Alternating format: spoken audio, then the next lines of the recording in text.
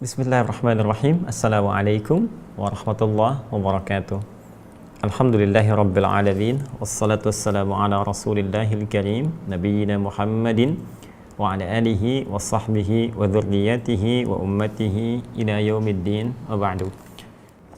Saudara-saudariku, kita akan lanjutkan bahasan kita. Seperti biasa, kita masih di kajian surah Al-Baqarah, ya, surah kedua dalam urutan mushaf Al-Quran, di ayat pembahasan tentang golongan ketiga dari klasifikasi manusia yang disampaikan oleh Allah Subhanahu wa taala dalam pembuka surah Al-Baqarah.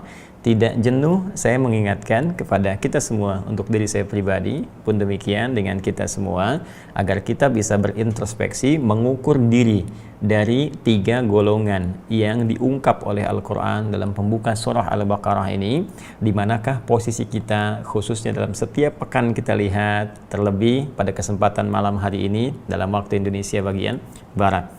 Mari kita lihat dari tiga golongan. Golongan pertama, golongan istimewa terbaik yang disampaikan oleh Al-Quran, sehingga mereka dijamin oleh Allah dengan berbagai kebahagiaan, lindungan, petunjuk dari hidup hingga kembali kepada Allah Subhanahu wa taala.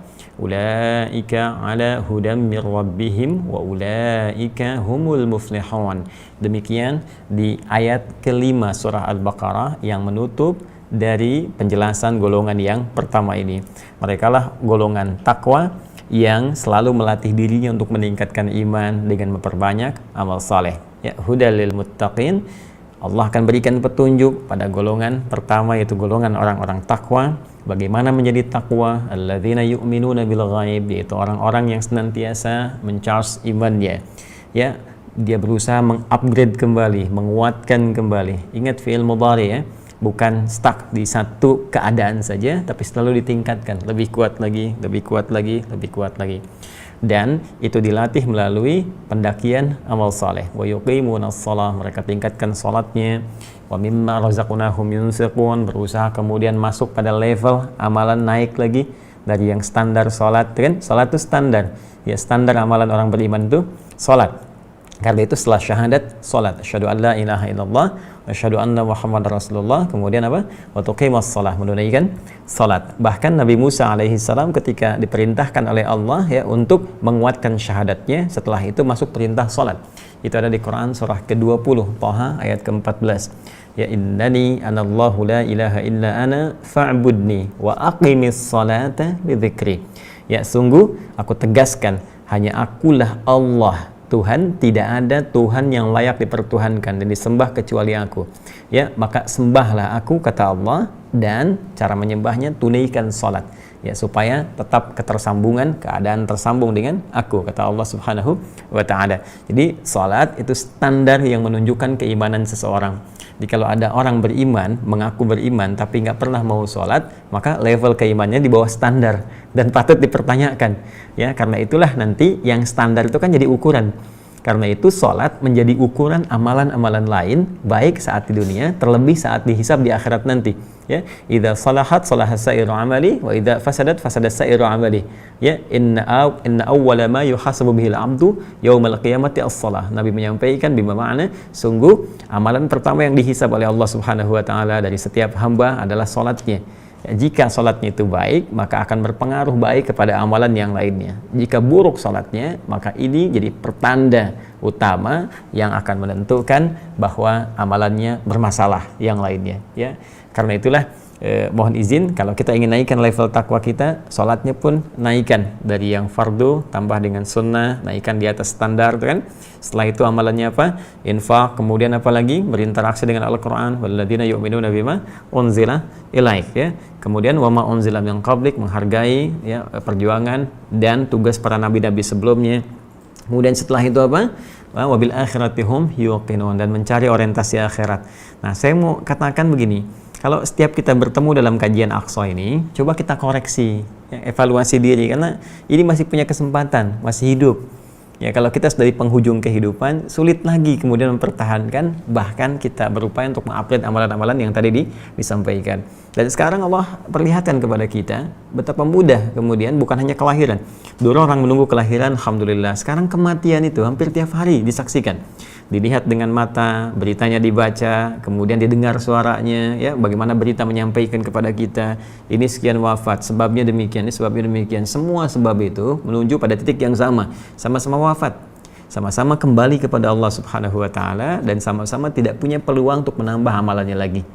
Ya, karena itu bagi saya, Anda, kita yang masih diberikan oleh Allah kesempatan untuk menatap kehidupan kita, setidaknya punya rencana untuk menaikkan derajat kita di sisi Allah Subhanahu wa taala dengan memperbanyak amal saleh. Maka sekarang coba kita cek sepekan ke belakang. Ya, yang fardu dengan sunnahnya bagaimana? Kemudian kita coba pelan-pelan sesuai kemampuan kita naikkan visinya. Ya, naikkan rencana amalnya. Pun demikian dengan Al-Quran. Coba ditanya sampai hari ini, ayo targetnya lihat lagi. Sudah berapa banyak ayat dibaca? Sehari berapa ayat? Ya, sudah bermurajaah belum? Ya, sudah menelaah belum? Murajaah, mengulang, menelaah, mencoba mengkaji isinya. Bagaimana dari setiap itu yang bisa kita amalkan? Visi akhiratnya gimana? Jangan-jangan selama ini cari dunia saja, terjebak dalam permainan dunia, tak sadar tiba-tiba ajal di depan mata. Ya, karena itu persiapkan rencana akhirat kita bagaimana? Ya, katanya pengen ke surga. Surga mana yang coba kita ingin dapatkan? Kita cita-citakan. Apakah Firdaus kah? Apakah misalnya pintu Ar-Rayyan kah? Apakah orang tahajud kah? Apakah orang puasa kah? Kan? Apakah surga Aden kah? Maka amalannya turunkan ke bumi jadi kurikulum dan aktivitas kehidupan harian kita. Kalau ingin kita masuk lewat Ar-Rayyan, maka coba berusaha untuk maksimal menunaikan puasa. Selain Ramadan tentunya ya, ada siam-siam sunnah. Kalau pengen masuk babut tahajud, ya kita tunaikan tahajud. Ya, kalau pengen masuk pintu misalnya bab sedekah, ya kita masuk dengan memperbanyak sedekah. Demikian pula ahli Al-Quran, demikian pula ahli orang-orang kebaikan dengan turunan-turunan yang Allah muliakan kelak dengan izin Allah Subhanahu wa taala. Nah, kemudian yang kedua, itu yang kita selalu mulai ta'lim kita dengan mendoakan golongan orang-orang yang memutus dirinya ya, dari ketersambungan dengan Allah Subhanahu wa taala, menutup diri. Dalam bahasa Arab, bahasa Al-Quran disebut dengan kafar, perbuatannya kafar, orang yang disebut dengan kafir. Jadi orang yang menutup dirinya sehingga tidak tersambung dengan Allah Subhanahu wa taala. Maka kita bermohon dengan doa supaya Allah tanamkan kekuatan, tanamkan sinar, sehingga dengan sinar-sinar hidayahnya ada celah-celah untuk terbuka kembali dan bisa mengenal Islam dengan seluruh perangkat informasi yang melekat di tubuhnya.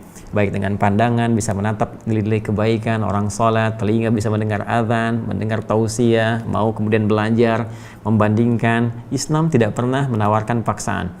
Ya, Islam tidak datang dengan kekerasan untuk menyampaikan masuk ke Islam kamu dengan tawaran-tawaran yang keras. Tidak, la ikraha fid din. Tidak ada paksaan untuk mengenal Islam, tidak ada paksaan untuk masuk Islam. Anda jika ingin mengenal Islam dipersilahkan, banyak bentangan ayat bisa dibandingkan. Ayat tentang kehidupan, ayat tentang keyakinan, logikanya seperti apa, ayat tentang bimbingan dalam kehidupan, ayat tentang beraktivitas, ayat tentang halal, tentang haram. Anda silahkan cermati, amati sampai dari situ menemukan petunjuk mana yang benar. Dan dengan kebenaran itu disertai ketulusan, maka silahkan. Jika Anda menilai bahwa Islam adalah solusi, Islam baik, Islam benar di saat itu, dan Anda dikuatkan jiwanya, bersyahadat tanpa dipaksa oleh siapapun. Ya, tapi dengan semua itu pun jika belum mampu kemudian untuk mendekat kepada Allah, ya belum ada kedekatan demikian, maka itu adalah pilihan dengan konsekuensi masing-masing dan indah. Ya, tidak pernah maksa, menawarkan dengan segala hal yang sangat ilmiah dan sangat terbuka, tapi tetap tidak memutus hubungan kebaikan dalam konteks kehidupan duniawi. Baik, kemudian teman-teman sekalian, penting sekali menjaga bagi orang-orang beriman dari pengaruh-pengaruh lingkungan, karena kata kafar pun itu bisa berupa perbuatan ya, yang dikerjakan oleh orang beriman, yang perbuatannya mirip seperti orang tidak beriman. Ya, seperti orang beriman, ngaku muslim tapi nggak mau sholat, ya kan? Orang tidak beriman nggak sholat karena nggak ada iman, tapi orang beriman ngaku muslim tidak mau sholat, itu persoalan, ya kan? Kemudian misalnya orang beriman tidak mau zakat, ya karena itu sering saya katakan di Al-Quran itu ada beberapa penegasan dengan menggunakan kata kafar, menyindir secara tegas bagi orang yang mengaku muslim, mengaku beriman, tapi berbuat seperti orang yang tidak beriman. Seperti Quran surah ke-14 ya, Ibrahim ayat ke-7 itu kan. Wa idz ta'adzana rabbukum la in syakartum la azidannakum wa la in kafartum inna 'adzabi lasyadid. Dan ketika Rabbmu telah menyampaikan, ya kan? Dan ketika Rabbmu telah mengumumkan memberikan pengetahuan kepada kita semua. La in syakartum, kalau Anda bersyukur pada Allah Subhanahu wa taala. Di antara makna syukur ya dengan nikmat yang Allah berikan kepada kita. Ada nikmat harta benda. Ketika nikmat itu diterima, bagaimana kita kemudian menghadirkan sikap syukur kita dengan cara menunaikan perintah Allah lewat harta itu, lewat titipan itu. Ada zakatnya misalnya, kan? Ada infaknya. Ketika diberikan zakat itu tanda syukur kita. Dan dahsyatnya karunia Allah kepada kita, ketika kita mengungkapkan syukur kita pun dengan berzakat, bukan berkurang, tapi Allah janjikan ditambah lagi.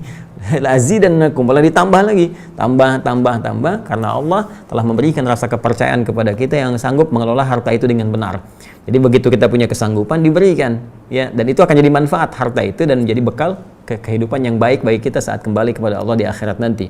Ya, tapi kalau kemudian abai dengan itu semua, katanya beriman, diuji dengan harta, ya kan? Tapi nggak mau menunaikan perintah lewat harta itu. Diperintahkan zakat, nggak mau, ya kan? Ya, baik. Wala in kafartum, dan jika engkau kafar, ya, kafar di sini terkait dengan syukur tadi, bukan berarti dia keluar dari Islam. Ya, tapi dia berbuat seperti orang-orang yang kafir tadi. Dia belum beriman, dia nggak mau zakat. Ya, itu karena nggak ada imannya. Tapi Anda beriman. Apa bedanya iman Anda? Kan? Apa peran iman Anda? Lalu apa yang membedakan Anda dengan mereka? Jadi disindir dengan tegas oleh Allah bagi orang yang mengaku Islam tapi nggak mau sholat, orang mengaku beriman tapi nggak mau zakat misalnya. Nah, itu diberikan satu gambaran perbuatan dalam bentuk kata kafar. Jamaahnya apa? Kafaru. Nah, yang memberikan pengaruh kepada itu, itulah lingkungan yang kita saksikan lewat pandangan kita, lewat telinga pendengaran kita, lewat pencernaan di akal kita. Karena itu, jaga betul pandangan dari segala hal yang bisa merusak, ya, minimal, mohon maaf, merusak sinyal ketersambungan kita dengan Allah. Makanya mata ini di Al-Quran seringkali disampaikan oleh Allah dengan fungsi-fungsi terbaik. Jaga, ya, kemudian ghaddul basar, ya ghuddu min absarihim, laki-laki, perempuan yang beriman, jaga pandangan, jangan melihat yang jelek-jelek. Karena kalau biasa melihat yang jelek, itu sinyal dengan Allahnya terganggu. Ya, sinyal pandangannya, akhirnya kena pengaruh tuh. Ketika kena pengaruh gitu, terpalingkan, tertutuplah kemudian hubungannya dengan Allah, sehingga apa-apa yang dilihat, yang Allah berikan sinyal-sinyal kebaikan, dia tak peka lagi. Lihat mushaf misalnya nggak ada getaran, nggak ada keinginan untuk baca, ya. Lihat orang sholat nggak ada getaran, padahal sudah waktunya tiba, adzan sudah selesai. Lihat orang ke masjid masih belum tergetar untuk menunaikan sholat. Nah, itu patut dipertanyakan, matanya dipakai apa? Ya. Nah, kemudian pendengaran juga demikian. Kalau sering dengar yang salah, ya, dengar yang keliru, ya, dengar mohon maaf kata-kata yang kotor, nyanyian-nyanyian yang tak baik dan sebagainya, gitu kan? Sering gosip, sering gibah. Nah, ini nanti nggak akan peka pada yang baik-baik.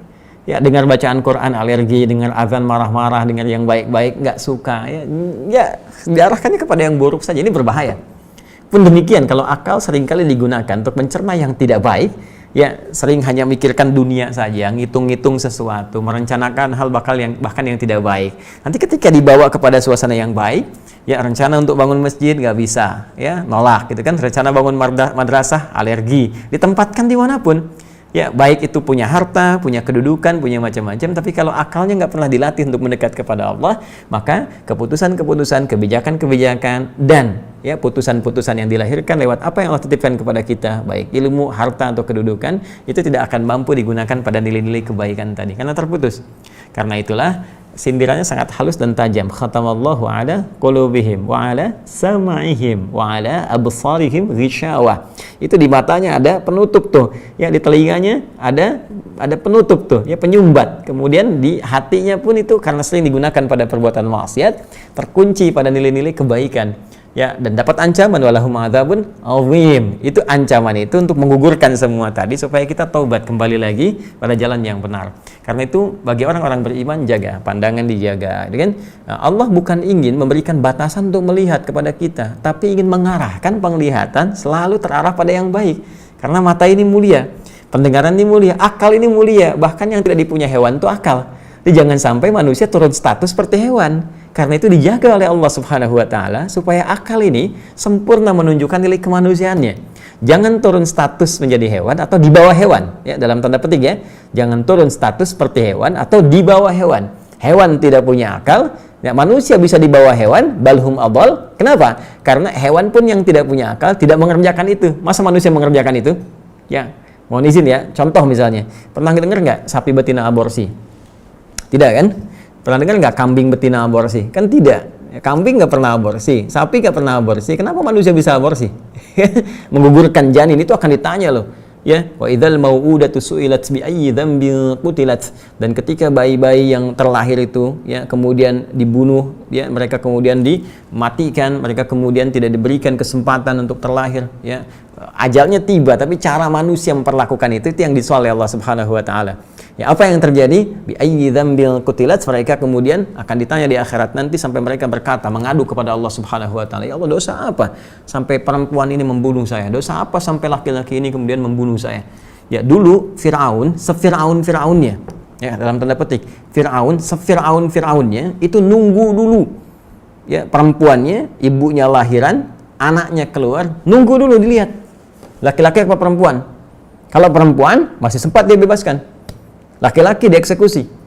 Itu ada di Quran misalnya surah kedua ayat 49. Nanti kalau sampai ke sana kita bahas lebih dalam. Wa idz najjaynakum min ali fir'auna yasumunakum su'al 'adzab yudzabbihuna abna'akum wa yastahyuna nisa'akum. Ya, jadi wa fi dzalikum bala'un min rabbikum 'azim.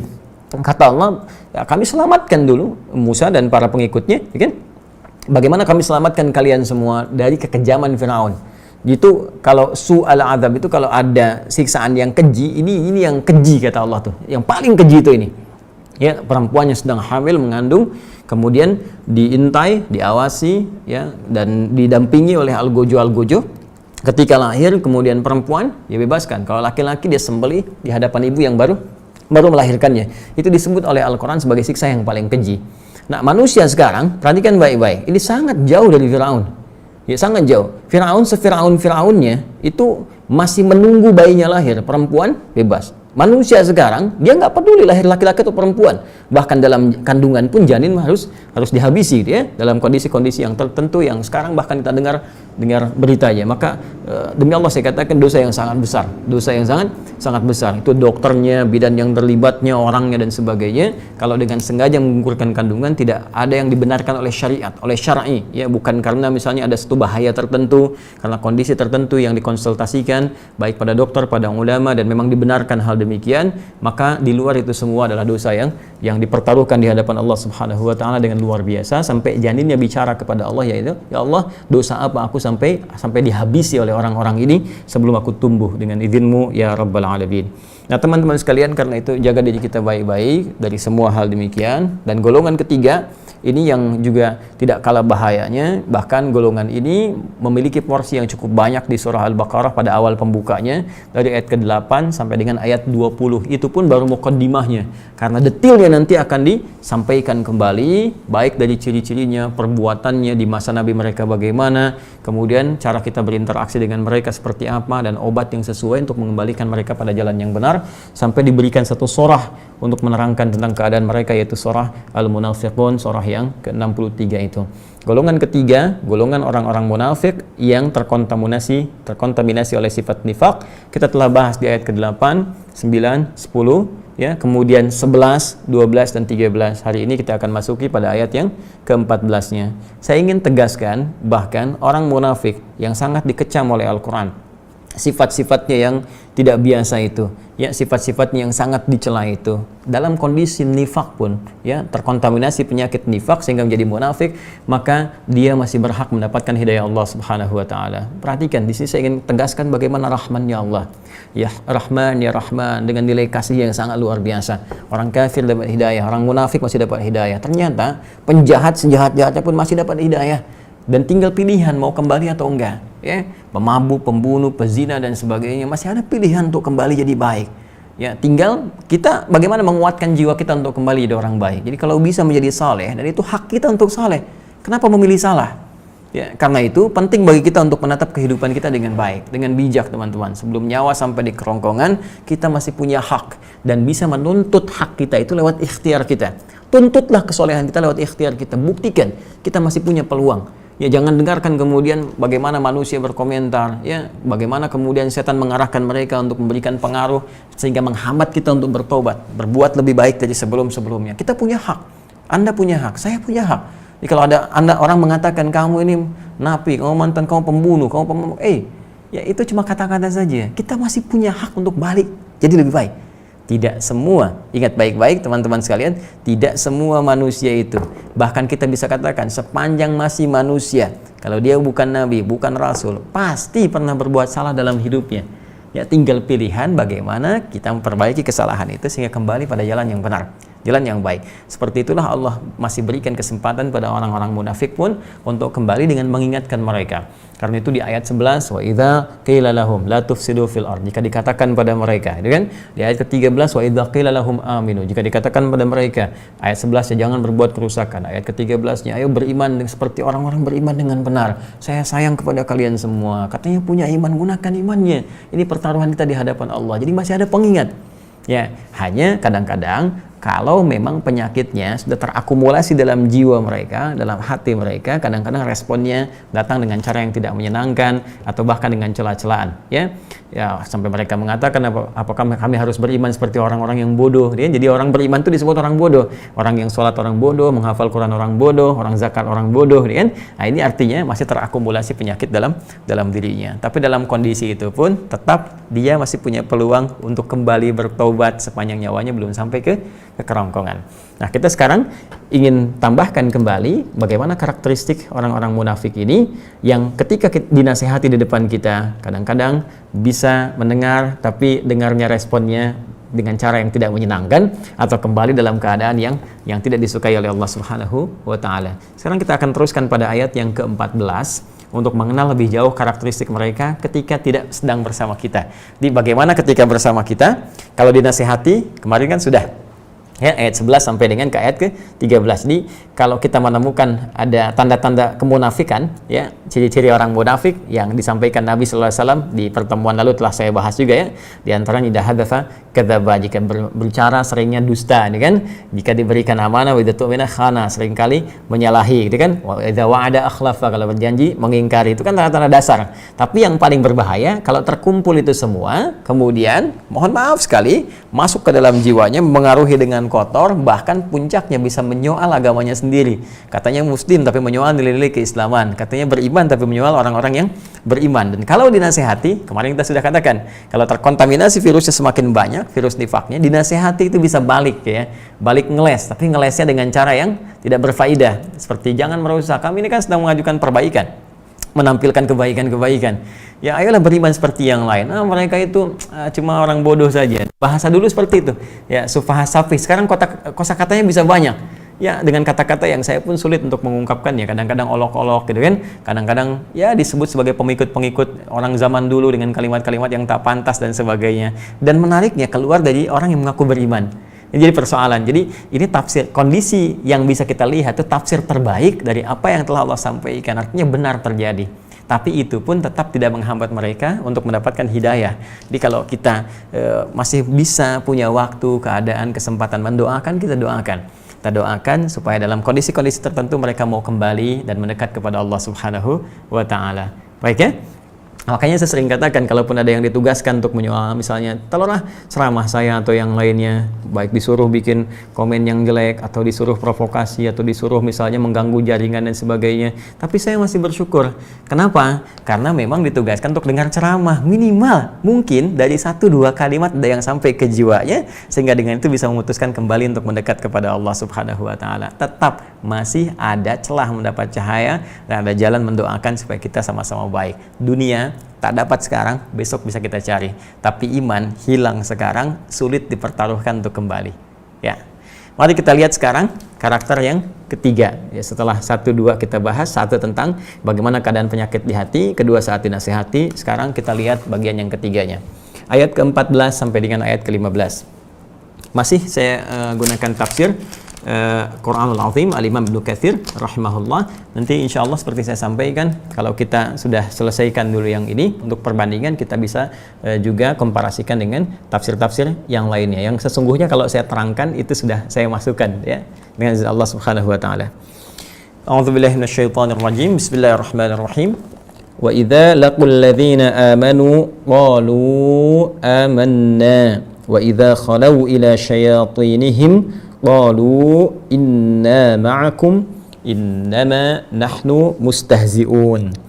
Allahu yastahzi'u bihim wa yamudduhum fi tughyanihim ya'mahun. Baik, kita bacakan dulu. Wa idza laqul ladzina amanu, dan jika mereka berjumpa dengan orang-orang yang beriman. Jadi kalau ada kalimat di Al-Quran alladzina amanu itu cenderung umumnya menunjuk pada orang-orang yang imannya benar. Ya, orang-orang yang imannya benar, yang terlatih dengan mengerjakan amal soleh. Karena itu sering saya katakan banyak sekali amal soleh di Al-Quran disandingkan dengan kalimat iman. Ya, contoh paling gampang puasa misalnya kan. Puasa itu kan mencakup dengan amalan lain. Jadi kalau orang sedang puasa itu biasanya dikatalis untuk mengerjakan amalan lain. Kalau nggak percaya silahkan cek. Kalau Anda sedang puasa kan pengen sholat tuh sempurna dengan sunnahnya, ya pengen baca Al-Quran tuh biasa itu, bahkan sunnah dikerjakan, yang Al-Quran dilakukan, infak pengen dikerjakan, itu dorongan puasa.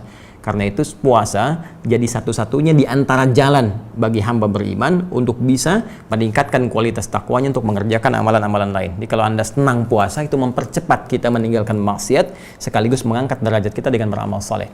Nah, ayat puasa di Al-Quran itu dibuka dengan panggilan iman. Al-Baqarah ayat 183. Ya ayyuhalladzina amanu kutiba alaikumus syiyam, itu kan, kama kutiba alal ladzina min qablikum la'allakum tattaqun. Jadi kalau di Al-Qur'an ditemukan kalimat iman dengan panggilan ya ayyuhalladzina amanu, ya ayyuhalladzina amanu, ya ada kitab bagus Nidaur Rahman di ahli iman, panggilan Allah yang Maha Rahman bagi orang-orang yang punya iman. Nah, kalau ada panggilan dengan menggunakan kata ya ayyuhalladzina amanu, ya ayyuhalladzina amanu, itu biasanya menunjuk kepada keimanan yang benar yang harus dilatih dengan amal soleh. Jadi kalau orang-orang beriman, latihannya dengan amal soleh. Jadi cara paling gampang pengertian terbaliknya, kalau Anda ingin melihat orang imannya benar, lihat pada amal solehnya. Ya, jadi kalau amal solehnya itu banyak, terlihat, bagus, itu pasti orang beriman benar. Jadikan teman. Jadikan teman. Ya, dalam sholatnya, dalam bacaan Qur'annya, ya, dalam tuturnya, dalam perbuatan, kelihatan. Jadi, orang beriman tuh sederhana. Banyak rumus yang bisa kita gali di Al-Quran. Ya, iman bersanding dengan amal soleh. Ketika dipanggil kalimat imannya, nampak amal solehnya. Kalau Anda ingin melihat kebenaran iman seseorang, lihat di amal solehnya. Nah, karena itu, ketika orang-orang munafik di sini, ya, kemudian diperjumpakan dengan kalimat orang beriman, maka kalimat iman di sini menunjuk pada orang yang imannya benar. Ya, wa idza laqul ladzina amanu, dan ketika orang-orang munafik itu berjumpa dengan orang-orang yang beriman. Tapi yang jadi masalah, orang munafik kan mengaku beriman juga.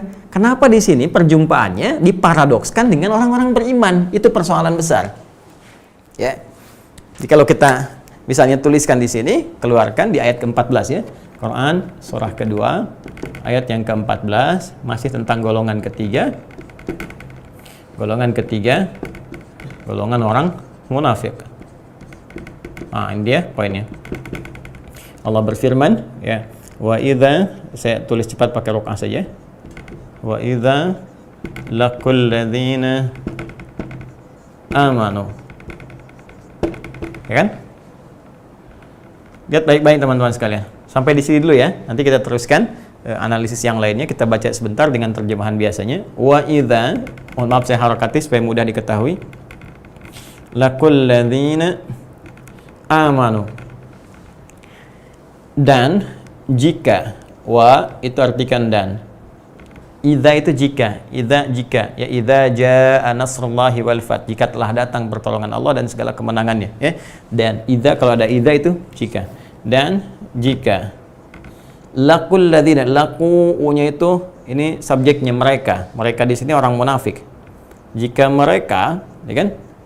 Orang munafik. Nah, laku dari laqiya ya, jadi mendapatkan subjeknya, fa'ilnya kemudian jama, bentuknya menjadi laku. Dan jika mereka orang-orang munafik itu laqul ladzina amanu, berjumpa dengan orang-orang yang beriman. Ini saya katakan kalau ada kalimat alladzina amanu berarti ini positif kesannya. Ya, berarti menunjuk kepada orang yang imannya, ya kan? Imannya benar. Ya, penilaian benarnya di sisi Allah Subhanahu wa taala. Ukurannya amal soleh. Jadi kalau ada orang mengaku beriman, kemudian terlihat amal solehnya bagus, maka imannya dibenarkan oleh Allah Subhanahu wa taala. Karena itu, perbuatan amal soleh yang baik-baik ini di dalam syariat disebut dengan sedekah. Ya, kullu ma'rufin sedekah. Nah, sedekah itu di antara maknanya dari sedekah itu bisa diartikan pembuktian satu kebenaran.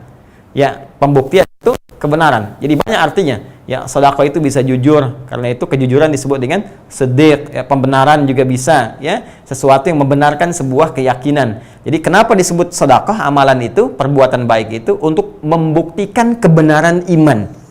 Ya, zakat misalnya disebut sedekah. Ya, lihat Quran surah ke-9, ya. Surah At-Taubah ayat ke-60, ketika zakat dikeluarkan disebut sedekah. Innamas shadaqatu lil fuqara. Sungguh zakat itu, kenapa zakat dinamakan sedekah? Karena ketika orang berzakat itu pembuktian kebenaran imannya. Jelas ya? Nah, jadi kalau ada kalimat di Quran alladzina amanu, ini menunjukkan imannya benar. Nah, sekarang persoalannya, lihat, kenapa orang munafik digambarkan paradoks dengan orang yang imannya benar? Wa idza laqul ladzina amanu, ketika orang itu bertemu dengan orang-orang yang beriman. Ya, ketika orang-orang itu bertemu dengan orang yang beriman, seakan-akan orang munafik ini tidak diakui oleh Allah keimanannya. Ya, seakan-akan ingin memberikan kesan ada yang tidak benar dalam imannya. Tidak benar. Nah, ini poinnya. Jadi hati-hati. Ketika nampak tanda-tanda yang tidak baik, sering menyoal misalnya nilai-nilai keislaman, sering menyoal orang-orang Islam padahal dia muslim juga, nampak tanda-tanda jelek yang seperti telah kita bahas di pertemuan yang lalu, ini menandakan iman yang dimiliki, yang diklaim itu tidak dibenarkan oleh Allah Subhanahu wa Ta'ala. Lantas bagaimana lanjutan dan konsekuensi dari semua ini? Ya, dari iman yang bermasalah itu kita akan lihat nanti setelah menunaikan sholat Isya berjamaah. Sementara kita jeda menunaikan sholat Isya berjamaah, setelah Isya kita lanjutkan kembali dan semoga Allah meridhai apa yang tengah kita pelajari sampai dengan malam hari ini. Mohon izin berkenan untuk melanjutkan kembali apa yang telah kita uraikan dari ba'da maghrib sampai dengan ke Isya tadi. Di ayat ke-14 Allah Subhanahu wa Ta'ala memberikan gambaran tentang perilaku orang-orang munafik yang terkontaminasi oleh penyakit nifak. Setelah sebelumnya disampaikan tentang siapa orang munafik itu, bagaimana keadaan hatinya, bagaimana cara kita menasihati mereka walaupun mendapatkan jawaban yang barangkali kurang menyenangkan kita terima.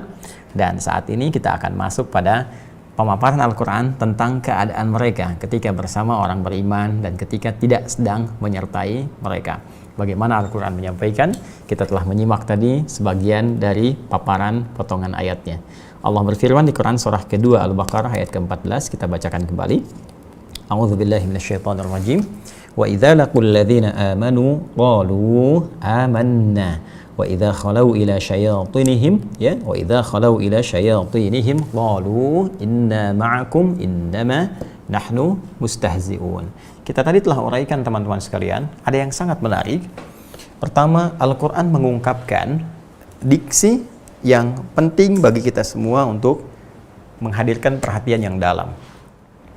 Wa idza laqul ladzina amanu di ayat ke-14 di pembukanya, dan jika orang-orang munafik itu, ya kan, berjumpa alladzina amanu dengan orang-orang yang beriman. Tadi telah kami uraikan menjelang Isya bahwa diksi alladzina amanu di dalam Al-Qur'an ini menunjuk kepada orang-orang yang oleh Allah dinilai benar imannya. Ya, ini diksinya positif.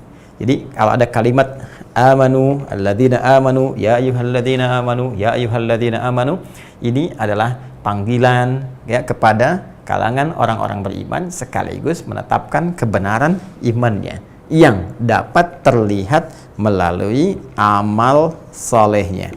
Ya, karena itu di Al-Quran diksi kalimat iman bahkan alladzina amanu itu disandingkan seringkali dengan amal soleh.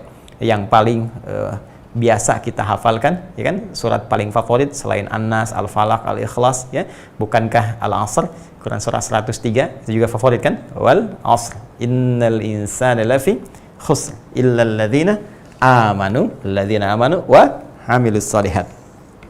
Nah, perpaduan antara iman yang benar, ya, alladzina amanu, dan amal soleh, amilus shalihat, ini adalah formulasi terbaik sebagai bekal untuk mengantarkan kita meraih rahmat Allah dan mendapatkan surga. Surga diraih dengan rahmat Allah. Rahmat Allah diikhtiarkan dengan iman dan amal soleh. Mesti keduanya. Seperti sayap burung. Seperti dua sayap pesawat terbang. Satu bermasalah, tak bisa terbang. Keduanya mesti seimbang. Ya, iman kanannya, kiri amal solehnya, bersamaan terbang menuju rahmat Allah Subhanahu wa taala, mendapatkan surga yang dijanjikan. Karena itu kalimat surga pertama yang disampaikan dalam Al-Qur'an dengan ragam pilihannya berbentuk jama' itu diawali dengan sandingan alladzina amanu, pemilik iman yang benar, plus wa amilus solihat, amal soleh yang nampak dari pembuktian imannya. Perhatikan Quran surah kedua Al-Baqarah ayat 25. Nanti kalau sudah masuk ke ayatnya kita perdalam. Wa basyiril ladzina amanu, dan berikan kabar gembira pada para pemilik iman yang benar. Demikian cara menerjemahkannya. Dan berikan kabar gembira pada para pemilik iman yang benar. Wa amilus solihat, yang imannya itu dibuktikan lewat pembuktian amal solehnya. Ya, berikan kabar gembira pada para pemilik iman yang benar dan beramal soleh, yang membuktikan imannya lewat amal solehnya itu. Annalahum jannatin tajri min tahtihal anhar. Sungguh aku tegaskan, ya, karena anna itu taukid, ya, ditegaskan bagi mereka semua telah dipersiapkan ragam surga dengan segala keindahan dan mengalir sungai-sungai di bawahnya dengan segala ragam keindahannya. Bentuknya jamaah di situ. Ya, seakan-akan dari amal soleh yang ia kerjakan itu adalah titian untuk mendapatkan ragam surga yang ia dambakan. Jadi kalau kita keluarkan bentuknya, surganya bentuknya jama, jannatin, ya, jama menunjukkan makna beragam, banyak, tidak satu, tidak tunggal. Ya, silahkan. Di sini ada surga Firdaus misalnya, kan? Karena itu bahkan untuk masuk ke sana banyak orang sering menamai anaknya dengan nama Firdaus, ya kan? Nah, kemudian ada surga Aden, ya kan? Aden, ya.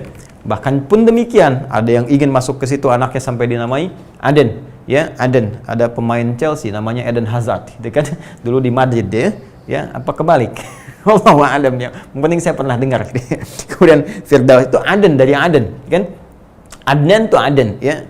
Ada surga misalnya untuk orang yang biasa puasa, gitu kan? Ada apa namanya, Ar-Rayyan pintunya, gitu kan? Ada surga orang yang biasa tahajud, orang biasa sedekah dan sebagainya. Itu banyak sekali pilihan-pilihan. Nah, yang paling menarik adalah perhatikan, ya, indah sekali paparan dalam Al-Qur'an.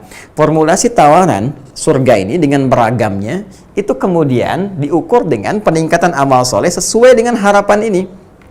Ya, jadi kalau kita ingin masuk ke surga Firdaus misalnya, tinggal diturunkan apa amalan para penghuni surga Firdaus. Ya, misal lihat di pembuka surah ke-23 Al-Mu'minun, ya kan? Kalau kita lihat dari ayat 1 sampai dengan ayat ke-9, ya itu kan paparannya sangat jelas, ya kan?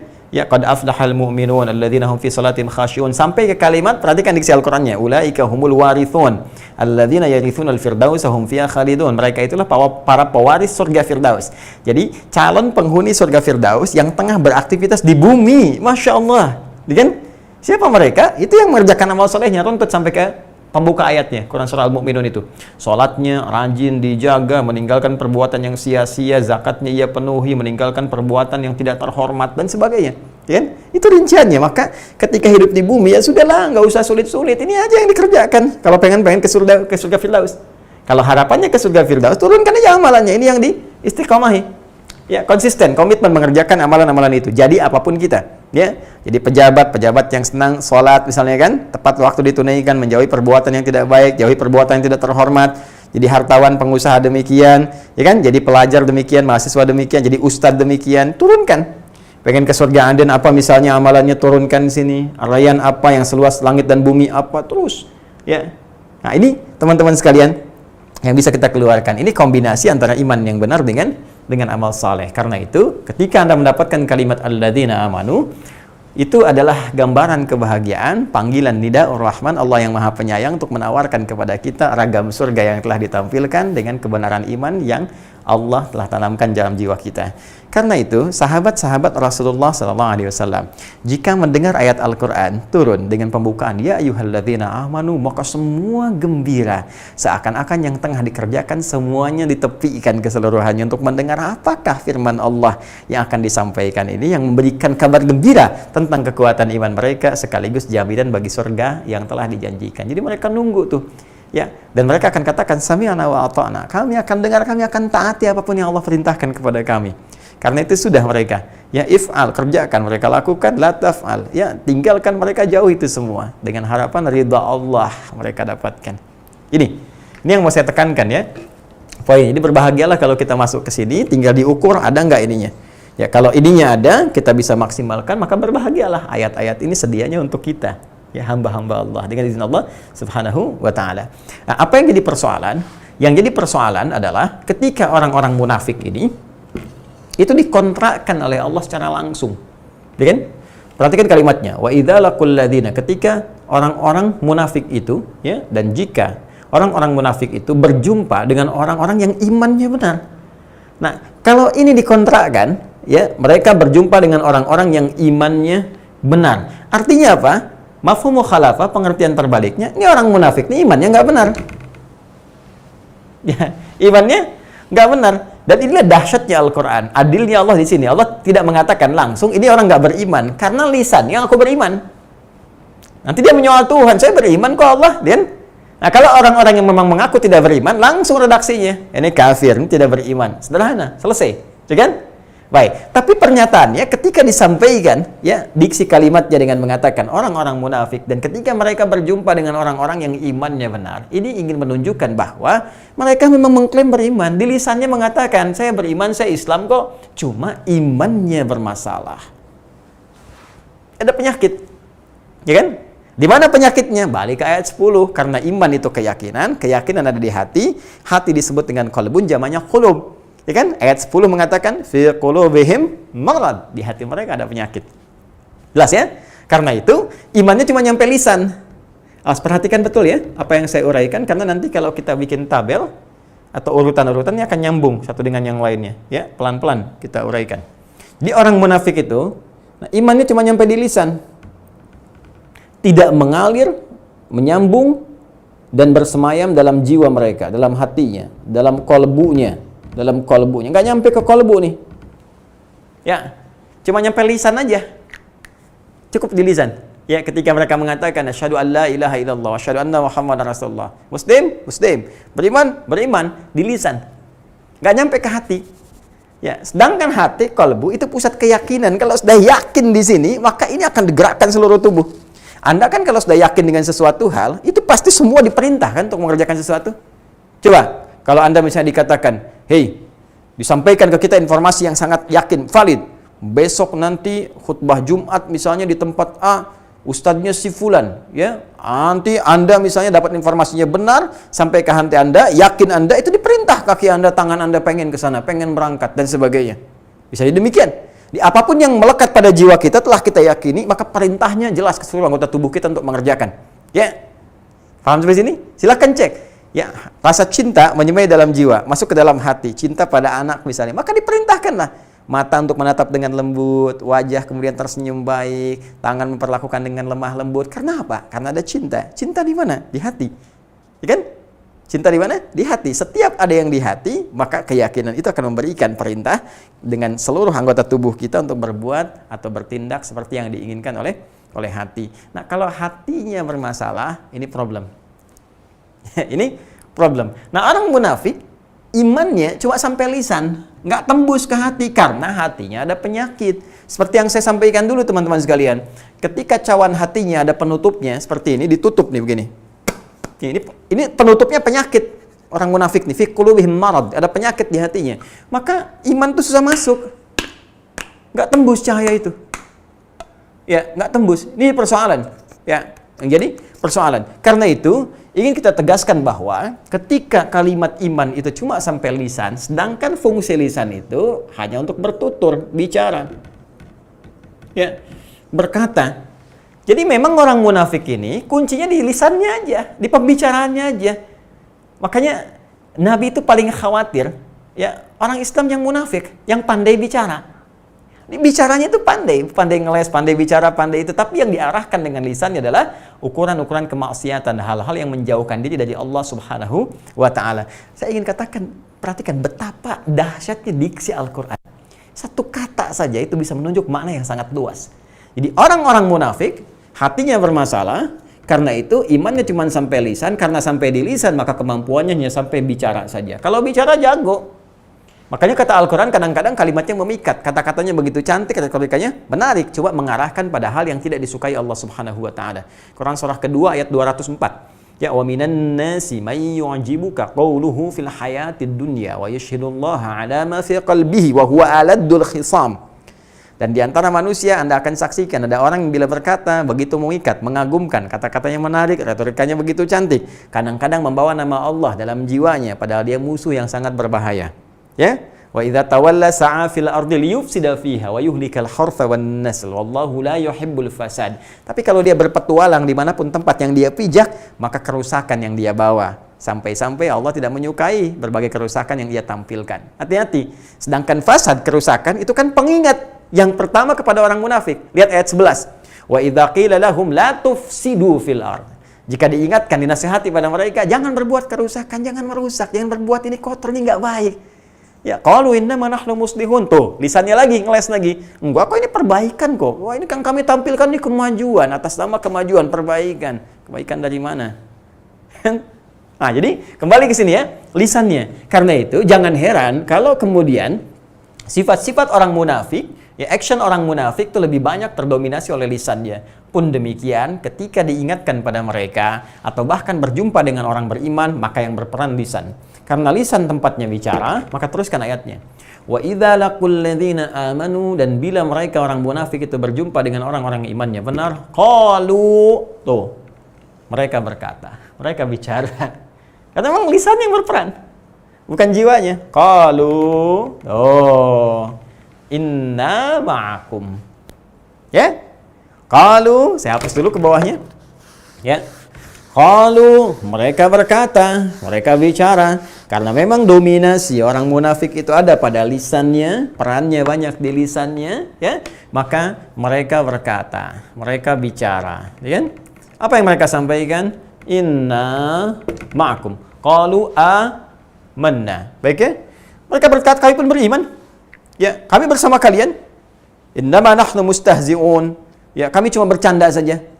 Wa idza laqul ladzina amanu qalu amanna wa idza khalau ila syayatinihim ya qalu inna ma'akum innama nahnu mustahzi'un. Perhatikan kalimatnya teman-teman. Wa idza laqul ladzina amanu qalu amanna. Saya teruskan dulu. Ini bagian terakhir yang inna ma'akum. Fokus. Qalu amanna. Ya. Kami pun beriman seperti kalian. Wah, ini bahaya ini. Ya, ini bahaya. Fokus, lihat baik-baik. Wa idza laqul ladzina amanu, dan jika orang munafik itu berjumpa dengan orang yang imannya benar, qalu, mereka akan berkata, nih peran lisannya, amanna, kami pun beriman seperti kalian. Ya, kami pun beriman seperti kalian. Kami beriman. Masya Allah. Lisannya. Nah, sekarang perhatikan bagaimana pengakuan mereka ini ditolak langsung oleh Allah. Ketika ada yang serupa dengan itu langsung menyampaikan kalimat yang sama dari kalangan orang-orang Arab Baduy. Buka sekarang Quran surah kedua, surah ke-49, maaf ya, Al-Hujurat, ayat ke-14. Ayatnya sama, Masya Allah. Bandingkan dengan Quran surah kedua, di ayat yang sama, 14. Quran surah ke-49, Al-Hujurat, ayat 14. Qalatil a'rabu amanna. Ya kan? Orang-orang Arab Baduy itu berkata, jadi ada sementara sebagian orang-orang Arab Baduy datang kepada Rasulullah SAW. Mereka berkata dengan lisan mereka, amanna, kami telah beriman. Nah, di kalangan orang-orang Arab Baduy datang kepada Rasulullah mengatakan, kami telah beriman. Sedangkan yang nampak dari perilaku mereka itu jauh dari keimanan tadi. Amal solehnya nggak nampak. Di lisannya pandai mengatakan kami beriman, tapi tidak terbukti lewat amal solehnya. Ya, secara tidak langsung mereka ini terkena penyakit nifak, mereka orang munafik. Maka karena persoalannya persoalan iman, keyakinan, Nabi nggak bisa vonis karena yang tahu isi hati hanya Allah Subhanahu wa taala. Ya. Nabi menghukumi apa yang diwahyukan oleh Allah kepada Rasulullah sallallahu alaihi wasallam. Karena yang tahu isi hatinya hanya Allah, maka Allah langsung yang jawab. Ya, qul lam tu'minu. Katakan Muhammad sallallahu alaihi wasallam di Quran surah 49 ayat ke-14. Qul lam tu'minu. Katakan Muhammad SAW, kalian belum beriman dengan keimanan yang benar. Kalian belum beriman dengan benar. Qul lam tu'minu. Katakan Muhammad SAW, kalian belum beriman dengan benar. Lam itu, teman-teman sekalian, itu jazm fungsinya, menetapkan dengan kuat apa yang telah diklaim sebelumnya. Jadi menafikan yang telah lalu sampai dengan sekarang. Ya, sekarang, bukannya akan datang. Jadi ada lam, ada lan. Duh. Ya, ada la. Ini beda. Nah, kalau lam, ya, harfu nafyin wa jazmin. Huruf yang menafikan sesuatu yang telah berlangsung di masa lalu sampai dengan sekarang dengan penafian yang kuat. Ya, misal ada yang berkata misalnya, amantu, saya beriman. Hei, lam tu'min. Lam pakai lam tu'min artinya dari sejak dia ngaku beriman sampai sekarang imannya belum benar. Pakai lam. Tapi masih ada peluang untuk benar kalau dia mau kembali, mau tobat, mengoreksi imannya. Perhatikan dahsyatnya bahasa Al-Quran. Ketika Allah mengatakan, orang-orang Arab Badui berkata, qalatil arabu amanna, qul lam tu'minu. Katakan Muhammad pada mereka, SAW, katakan pada mereka, ya kalian dari sejak klaim beriman itu, belum benar imannya. Tapi ada peluang bagi kalian untuk berubah. Kalau mau berubah, silahkan ikut petunjuk. Ya kan? Kalau ini beda, lan, harfu nafyin wastiqbalin. Ya, huruf yang menafikan sampai dengan ke depan. Future, sampai ke depan. Ya, sampai dengan sejauh-jauhnya. Ya, ini yang berbahaya. Lan tanalul birra hatta tunfiqu mimma tuhibbun. Kalian tidak akan mungkin mencapai albir. Ya. Sampai kalian mampu menginfakkan apa yang paling dicintai. Dalam konteks nanti beberapa amalan-amalan tertentu, ya. Untuk berhaji mendapatkan birrun sehingga menjadi mabrur, kita harus menginfakkan hal-hal yang paling kita cintai. Harta benda, dengan tenaga kita, dengan perjuangan, dengan waktu, ya, dengan segala hal kita berangkat untuk menjemput ridha Allah Subhanahu wa taala sampai mendapatkan birrun ini. Lan, kalau kita nggak keluarkan, nggak mau keluar uang speser pun, nggak mau keluar tenaga, nggak mau investasi waktu, nggak akan dapat birrun. Jadi paksa-paksa sampai kapanpun nggak akan pernah berangkat haji. Bagaimana bisa mendapatkan birrunnya? Nah, ini ada kalimat tegas mengatakan kalau kamu masih begini sampai kapanpun nggak akan dapat. Jelas? Ini bedanya lam dengan lan. Kalau la ini masih netral. Netral, ya, netral. Ini hurufnya bisa nafi, bisa nahyi, bisa naksi. Jadi bisa sifatnya mengurangi sesuatu, bisa sifatnya melarang sesuatu, nahyi, bisa sifatnya menafikan sesuatu. Misal yang menafikan, la yukallifullahu nafsan illa wus'aha. Allah tidak akan memberikan ujian pada seorang hamba di luar batas kemampuannya. Jadi kalau kita sedang diuji sekarang, artinya kita mampu. Nggak mungkin diuji di luar batas kemampuan kita. Itu menggunakan makna nafi, mengandung makna nafi. Kalau la-nya nahi, sifatnya larangan. La yaskhar qaumin qaum, jangan saling mencela. Ya, la wala tusyriku, jangan berbuat syirik kepada Allah Subhanahu wa taala. Sifatnya apa? Nahi. Naqsi, mengurangi sesuatu, ya, jadi berkurang nilainya. Biasanya sifatnya setelahnya pakai fathah harakatnya. La hijrata ba'dal fathi, tidak ada lagi hijrah setelah ada penaklukan ini. Ya, maksudnya apa? Kalau sudah menetap di tempat yang baik, Mekah sudah bagus, sudah baik, pahala sholat banyak di situ, maka jangan pindah lagi sehingga kita menemukan komunitas baru dan adaptasi lagi. Ya, ini kalau kita dibawa spiritnya keluar ke Indonesia misalnya, Anda tinggal di satu komplek, ya, tempatnya bagus, ada masjidnya, tempat taklimnya, orang-orangnya baik, maka usahakan terus di situ. Ya, jangan pindah lagi, kecuali dalam kondisi memang ada tuntutan secara syariat misalnya. Kalau tidak ada di situ aja, daripada Anda pindah ke tempat lain, adaptasi lagi, belum tentu ke masjid lagi, belum tentu taklim lagi, ya, suasananya berubah. Nah, itu antara naqsi, nafi dengan nahi. Nah, yang kita temukan di ayat ini menggunakan lam. Saya mau tunjukkan kepada Anda bahwa, perhatikan baik-baik, Allah tidak menggunakan lan, tapi menggunakan lam. Allah pun tidak menggunakan la. Ya, tapi yang digunakan apa? Yang digunakan lam. Seakan-akan, yang kamu lakukan itu orang munafik, salah dari awal. Tapi kamu punya peluang untuk balik. Kamu bisa taubat. Bisa taubat. Ayo kembali. Ayo balik. Ayo balik. Makanya di An-Nisa ayat 143, 144, ya, itu kan jelas ketika disampaikan sifat munafiknya ditutup dengan kalimat illal ladzina tabu wa aslahu. Kecuali orang-orang munafik itu pengen taubat dan memperbaiki diri dan berbuat baik pada orang lain setelah mereka salah. Jadi ada peluang. Nah, cuma kaitan dengan pembahasan kita sekarang adalah ketika mereka mengatakan qalatil a'rabu amanna, Allah jawab qul lam tu'minu walakin qulu aslamna. Katakan Muhammad SAW, iman kalian belum benar sampai detik ini. Ada peluang bagi kalian untuk berbuat baik, tapi katakan saja kami baru berislam.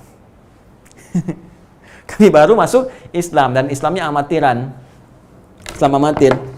Ya. Kalau masuk sinetron di KTP, Islam KTP. Jadi KTP-nya Islam, di perbuatannya keluar dari nilai-nilai keislaman. Mohon maaf ya, teman-teman sekalian, dengan bahasa ini diksi yang penting yang disampaikan dalam Al-Qur'an. Jadi, orang-orang munafik ini itu langsung walaupun diklaim dengan lisannya kami beriman, kami bersama kalian, tapi klaim ini langsung ditolak dan yang menolak Allah Subhanahu wa taala. Ya. Jadi manusia tuh nggak usah repot-repot menolak ya, sudah ditolak Allah, kenapa ikut menolak? Ya, tinggal dilihat aja ciri-cirinya. Kalau ada kita doakan, kita dakwahi dalam kebaikan. Tapi keyakinan mereka, keimanan mereka yang diklaim dengan lisannya karena nggak nyampe ke dalam jiwa, itu sudah tertolak sendirinya oleh keterangan Allah Subhanahu wa taala. Katakan kalian baru masuk Islam, cuma Islam kalian amatiran. Islamnya nggak benar. Islam amatir, ya kan? Nah, besok-besok ada sinetron nanti judulnya Islam amatir. Ya, ini yang dia katakan. Nah, teruskan. Jadi, saya mau sampaikan bahwa di ayat ke-14 ini kita masuk kepada karakteristik baru orang munafik. Ya, setelah yang pertama diterangkan keadaan hatinya, yang kedua diberikan petunjuk untuk diingatkan responnya seperti itu, yang ketiga bagaimana saat ia bergaul, saat berinteraksi. Nah, kita kalau ingin mendeteksi orang munafik, perhatikan cara saat dia berinteraksi dengan orang beriman, ya, khususnya kala bertemu dan berpisah. Ya, kita akan lihat. Jadi kemarin kan udah lihat ciri-cirinya kan? Di hati mereka ada penyakit, ya, ciri melihatnya seperti ini. Terus kalau diingatkan jawabannya begini. Jadi kalau Anda bisa mengamati, lihat lagi ya tayangan telah lalu setelah kita bahas pertemuan-pertemuan lalu, lihat kembali. Kalau Anda menemukan yang seperti ini atau bahkan di diri kita sendiri, cepat koreksi. Setelah itu lihat lingkungan terdekat, keluarga, tetangga, terus menjauh lagi untuk kita doakan. Ya, kalau kita tak kenal kita doakan. Doa yang sampai pada orang yang tidak tahu kita mendoakannya lebih cepat diijabah oleh Allah Subhanahu wa taala. Itu poinnya. Ya, ini poinnya. Jadi ketika diingatkan, ada jawaban-jawaban seperti tadi, ada ngelesnya, ada bantahan, bahkan ada celaan dan sebagainya. Nah, ini penyakitnya makin parah. Apalagi diantaranya. Nah, ada yang kalau nggak langsung dinasihati nih, ya nggak langsung dinasihati karena kelihatannya agak berbeda. Maka lihat nanti di interaksinya dengan orang beriman. Ketika berjumpa dengan orang beriman, qalu amanna. Mereka mengatakan kami pun sama-sama beriman seperti kalian. Nah, tapi pertanyaannya adalah ketika mereka berjumpa dengan orang beriman, ketika bertemu dengan orang beriman, mereka seakan-akan berada dalam suasana yang sama, suasana serupa, bisa tertawa bersama, bisa senang bersama, kan? Bisa berbagi bersama, bisa saling salam-salaman dan senyum-senyum sama-sama. Kenapa? Kita baca tafsirnya dulu, nanti kita akan teruskan kembali. Yuk kita lihat. Supaya ada bagian untuk baca kitab. Saya sudah hafalkan sebetulnya, bisa saya sampaikan, tapi kalau kita langsung interaksi lebih enak rasanya, ya. Yuk kita lihat. Yaqulu ta'ala, Allah Subhanahu wa taala menyampaikan, "Wa idza laqiya haula'il munafiqun al-mu'minina." Dan jika orang-orang munafik itu berjumpa dengan orang-orang yang beriman, imannya benar, qalu, mereka berkata, "Amanna," kami pun beriman seperti kalian. Maknanya lihat, wa azharu lahumul iman. Mereka menunjukkan orang munafik itu kepada orang-orang yang beriman, yang benar imannya, bahwa mereka pun mengatakan mereka punya iman yang sama. Wal muwalat wal musafat, dan kesetiaan. Wal muwalat wal musafat, dan keakraban. Ya. Kemudian ghururan minhum lil mu'minin. Tapi itu cuma tipu daya saja. Seperti pura-pura akrab. Kalau ketemu orang beriman, akrab, bisa saling salaman, bisa ngobrol, bisa canda, macam-macam. Tapi ghururan minhum lil mu'minin wa nifaqan wa musana'ah. Semua itu hanya tipu daya bagi orang beriman, wa nifaqan, dan ciri penyakit nifak itu melekat pada jiwanya, wa musana'ah, dan hal yang dibuat-buat saja. Ya. Kemudian wa taqiyatan, dan juga hal yang sengaja disembunyikan. Jadi taqiyah itu menampakkan A tapi di hatinya B. Ya, ada konteks yang positif, ada konteks yang negatif. Kalau orang beriman itu konteksnya positif. Ya, contoh misalnya ketika dia diancam. Hei, kalau kamu tidak mengatakan Tuhanmu bukan Allah misalnya, saya bunuh kamu, ya. Terus lisannya mengatakan bukan. Ya, tapi hatinya berkata bukan seperti yang kamu maksudkan. Tuhanku tetap Allah gitu kan? Misal itu di hatinya, ya. Lisannya mengatakan bukan, tapi di hatinya maksud saya Tuhanku bukan seperti yang kamu katakan. Tuhanku tetap Allah. Misalnya kan di hati saja, tapi bukan di lisan. Maka Kalimat seperti itu disebut dengan taqiyah yang positif untuk menghindari satu ancaman. Orang munafik berbeda. Kebalik di hatinya kotor, ya kan? Nampaknya baik di lisannya. Ya, nampaknya baik, mengatakan misalnya, oh, mas saya juga seperti kalian nih, beriman nih, insya Allah kita begini, begitu, tapi di hatinya terbalik. Ya, nggak sama dengan kalian, aku benci dengan kalian, kalau bisa kalian tuh mati duluan, dan sebagainya. Nah, kalau bisa kalian begini, kalian begitu, dan sebagainya. Nah, itu hal-hal yang buruk di jiwanya, tapi disampaikan dengan lisannya seperti halnya yang benar. Kemudian, waliyusyrikuhum fima asabu min khairin wa maghnamin. Nah, sebetulnya itu cuma tipu daya saja, kamuflase, ya, supaya mereka bisa berkumpul dengan orang-orang beriman fima asabu min khairin wa maghnamin. Ya, untuk meraih apa yang mereka orang beriman dapatkan dari segala hal yang baik-baik dan hal-hal yang bisa mereka dapatkan dari satu kemuliaan. Ya, jadi materi, maghnam itu bisa materi sifatnya. Jadi memang begitu. Allahu Akbar, ini mudah-mudahan kita dihindarkan ya oleh Allah Subhanahu wa taala di tanda-tanda demikian. Jadi orientasi orang-orang munafik itu memang materi. Ya, materi. Bisa di harta, bisa di kedudukan, bisa di macam-macam. Jadi untuk meraih satu materi tertentu, bisa jadi harta, dia bisa dekati orang-orang beriman.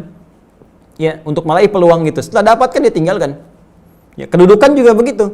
Ya, seperti Abdullah bin Ubay bin Salul kan? Ya, Rasul Munafiqin, ya kepala kakek moyang orang munafik pertama ya di muka bumi di era Nabi Shallallahu Alaihi Wasallam, dan disebut Rasul Munafiqin, Abul Munafiqin, bapaknya orang-orang munafik, Abdullah bin Ubay bin Salul. Itu kan dia motivasi untuk bisa mendekat kepada Rasulullah itu untuk mendapatkan kedudukan.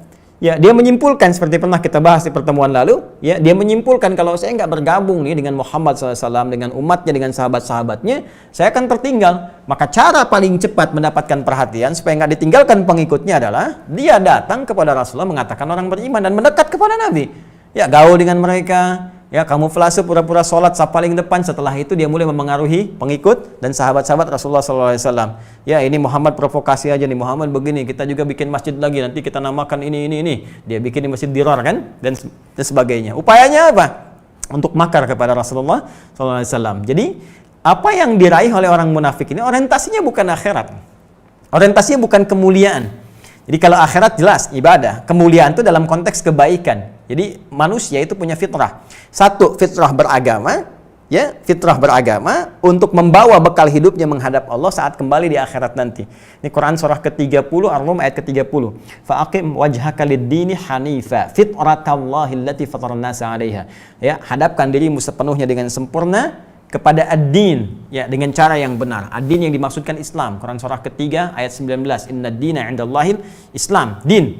Jadi hadapkan dirimu, ya, kepada ad-din, kepada nilai keislaman, kepasrahan sesungguhnya untuk mengikuti perintah-perintah Allah Subhanahu wa taala dengan cara yang benar berdasar petunjuk Rasulullah SAW. Fitratallahi allati fataran nasa 'alaiha. Itulah di antara fitrah manusia yang telah Allah lekatkan pada jiwa mereka. Makanya di diri manusia itu ada fitrah untuk beragama. Ya, fitrah sebagai hamba. Ya, karena itu dia akan mencari. Ya, karena itu nggak ada yang ateis. Nggak ada yang ateis. Ateis itu klaim di lisannya aja. Ya, orang ateis itu orang yang menuhankan dirinya, dan itu sedang mencari Tuhan, menuhankan nafsunya. Ya, jadi orang-orang yang mencari menjadikan nafsunya sebagai Tuhannya, itu persoalan. Ya, itu pun menjadikan nafsu sebagai Tuhan. Artinya butuh juga pada ad-din, butuh agama, ada kecenderungan. Jadi din menyelamatkan kita nanti dalam urusan akhirat ketika kembali kepada Allah Subhanahu wa taala, memberikan kemuliaan saat kita hidup di dunia. Ya, dan keberkahan. Kemuliaan itulah diantaranya adalah yang dijunjung tinggi sebagai nilai-nilai kebenaran. Karena itu, walaupun manusia belum beriman, berdinul Islam, tapi kebenaran melekat pada jiwanya, ada potensi. Ya, karena itu ketika lisannya berdusta, hatinya menolak, itu nggak benar. Ya kan? Ada yang korupsi, menolak. Bukan hanya orang beriman, yang belum beriman pun menolak. Menolak korupsi, menolak kejahatan, menolak tipu daya, dan sebagainya. Itu fitrah manusia. Jelas ya? Nah, kebalikannya, orang-orang munafik ini, teman-teman sekalian, punya persoalan. Karena punya persoalan dalam hatinya, maka orientasi mereka keluar dari fitrahnya. Bukan din untuk kepentingan agama. Jadi kalaupun ada yang mau diraih, bukan karena agamanya. Agama cuma kamuflase aja. Dan bukan untuk mendapatkan kebenaran, untuk dunia saja. Ya, makanya jangan heran ketika Abdullah bin Ubay bin Salul mendekat kepada Rasulullah, dia nggak ngejar akhiratnya. Dia nggak pengen pahala sholatnya. Nggak pengen kedekatan dengan Rasulullahnya. Yang dia pengenkan kedudukan yang dia raih dari masyarakat pada saat itu. Jadi masuk cuma untuk kamuflase. Ya. Nah, ini dan persoalannya begini. Kalau di Al-Qur'an itu ada paparan, ya, dan sifatnya memaparkan informasi, tidak disebutkan langsung orangnya. Dan kapan kejadiannya? Ini menunjukkan bahwa peristiwa itu akan berpotensi terjadi lagi di masa depan dengan tokoh yang berbeda, dengan situasi yang tidak sama, tapi esensinya serupa. Dimanfaatkan oleh setan untuk berperilaku serupa dengan esensi yang sama, walaupun tokohnya berbeda, dimensinya tidak sama. Jadi jangan kaget misalnya kalau dulu zaman Nabi kan nggak ada misalnya kampanye, nggak ada pemilu, nggak ada pilkada, nggak ada macam-macam. Sekarang zamannya misalnya ada hal-hal demikian. Ada pemilu, ada kampanye, ada pilkada. Ini bukan di Indonesia ya, bukan di Indonesia. Ini saya contohkan umum tempat lain. Ya, bisa di Amerika kan ada pemilu juga gitu kan, di mana ini bukan di Indonesia, awas loh ya. Jadi kalau Anda bilang Indonesia, Anda yang nyimpulkan sendiri. Ini di luar. Ya, boleh jadi ditemukan satu kondisi misalnya, ya ada orang-orang yang calon-calonnya menggunakan misalnya, ya taruhlah seperti tadi, seperti Abdullah bin Ubay bin Salul, perangkat-perangkat agama atau perangkat-perangkat kebenaran. Kebenaran kan bisa dengan janji, yang ditampilkan kebenaran. Kalau saya terpilih nanti, saya akan jadikan negeri ini negeri yang makmur. Semua akan saya berikan subsidi sekian. Saya akan berikan misalnya kartu, bukan di Indonesia ya, awas loh, di luar. Jangan simpulkan, jangan potong kalimat saya, jadi berbahaya nanti ya. Sekarang musim-musim yang sensitif. Ini di luar, saya tegaskan bukan di Indonesia. Saya akan bagikan misalnya sembako, se-Indonesia dapat ya setiap bulan misalnya sejahtera, diberikan kartu sembako, kartu ini, kartu itu, misal gitu kan. Akan diberikan misalnya santunan ya. Tapi ternyata ketika sudah dapat itu semua, itu nggak terjadi. Ya, ini nggak terjadi misalnya dengan diniatkan sengaja untuk membuat kamuflase, bukan tidak sengaja. Karena secara teknis mungkin nanti ada penyesuaian, ada keterlambatan, atau mungkin memutuskan A tapi misalnya di bawahnya tidak bisa menjalankan dengan baik. Bisa terjadi. Ya, bukan hanya bisa terjadi pada satu ketentuan saja, tapi boleh jadi turunan-turunannya. Mungkin orangnya baik, tapi mendapatkan lingkungan yang tidak baik. Bisa terjadi demikian. Ya. Nah, yang paling menarik, suasana Abdullah bin Ubay bin Salul itu, dia menepikan kebenaran, tapi dia mengambil nilai-nilai keagamaan. Dia berkamuflase, pakaiannya ditampilkan. Ya mungkin kalau konteks sekarang, yang perempuan jadi berkerudung, laki-laki jadi berpeci, gitu kan. Dekat kemudian dengan para ulama dan sebagainya. Tapi setelah mendapatkan apa yang dia harapkan, jauh dari semuanya itu. Nah ini yang kita coba hati-hati, kita coba lihat, dan kita doakan, kita dakwahi. Ya, karena apa yang ditampilkan oleh Al-Quran itu ajakan pada nilai kebaikan. Kalimat-kalimatnya qila lahum, disampaikan, berikan nasihat. Makanya kalau ada hal-hal demikian, pertama kita doakan dulu. Ya bukan dicela, karena sudah tercela. Mencela yang tercela itu buang-buang energi. Ya kan? Kita doakan dulu, ya Allah berikan petunjuk, berikan hidayah pada mereka. Lu dakwahi dengan kebaikan, dengan apa yang bisa kita tampilkan. Itu poinnya. Dan saya kan gambarkan situasi umum ya. Jadi teman-teman juga kalau menyimak apa yang saya sampaikan, mudah-mudahan bijak. Jangan tarik ke dalam situasi politis atau kesimpulan-kesimpulan yang berbeda. Tapi kalau ada yang merasa demikian, ya jangan juga marah gitu kan. Mungkin boleh jadi ini apa yang Allah titipkan kepada lisan saya untuk menyampaikan karena sayangnya Allah Subhanahu wa Ta'ala. Ya semoga Allah berikan kemuliaan pada kita semua. Lanjutkan. Baik. Bismillahirrahmanirrahim. Ingat jangan jadi suneo ya, suka nengokin orang. Jadi kalau saya nyampaikan umum, Anda jangan tengok orang lain, jangan tunjuk-tunjuk orang lain ya. Bismillahirrahmanirrahim. Wa idza laqul ladzina amanu qalu amanna. Dan jika mereka orang-orang munafik berjumpa dengan kalangan orang yang imannya benar, mereka berkata kami beriman. Ya kan? Dan tadi disebutkan tafsirnya itu hanya kamuflase saja, itu hanya tipu daya mereka saja untuk bisa dekat dengan orang-orang beriman dengan tujuan untuk mendapatkan nilai-nilai kebaikan yang bisa diraih dengan menipu orang-orang beriman. Wa idza khalau ila syayatinihim qalu inna ma'akum innama nahnu mustahzi'un. Wa idza khalau ila syayatinihim, tapi ketika berpisah dengan orang beriman dan kembali kepada setan-setan mereka. Allahu Akbar. Di kalimatnya tegas nih. Setan-setan mereka. Kenapa di sini disebut dengan kalimat syayatin jamak dari syaitan? Nanti kita lihat. Dan jika mereka berpaling kembali kepada setan-setan mereka, qalu, mereka berkata orang munafik tadi, inna ma'akum, kami bersama kalian. Ya, dengan teman-teman mereka itu yang disebut oleh Al-Qur'an dengan kalimat setan-setan mereka. Innama nahnu mustahzi'un, tadi kami dengan orang beriman cuma bercanda saja, ya. Kami tidak benar kok, itu cuma kamuflase saja, kan? Yuk kita baca dulu tafsirnya, nanti saya terangkan per kalimatnya. Wa idza khalau ila syayatinihim, dan jika mereka kembali kepada setan-setan mereka, yakni artinya idzan sarafu wa dhahabu, yakni jika mereka meninggalkan orang-orang beriman dan pergi.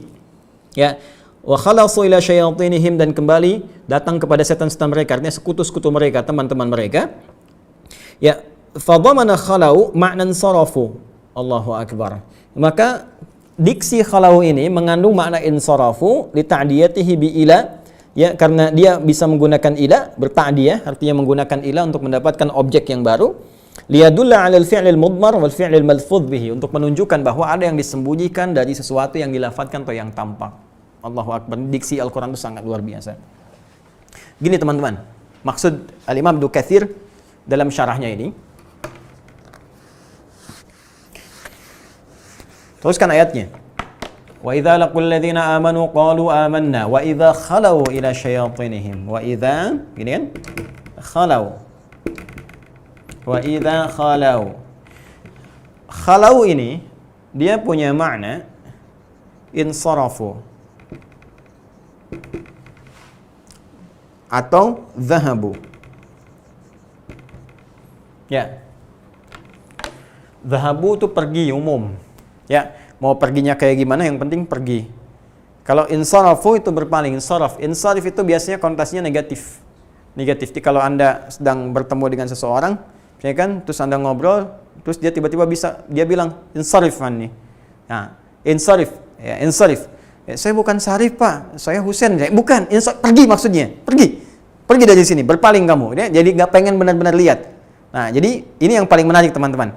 Nah, kalau kata khalau ini digunakan oleh Al-Quran, ya, kenapa tidak menggunakan kata insarafa? Kata Imam Ibnu Katsir kan mengatakan, ya, wadhamana khalau makna insarafat, maka diartikan fa idzan sarafu.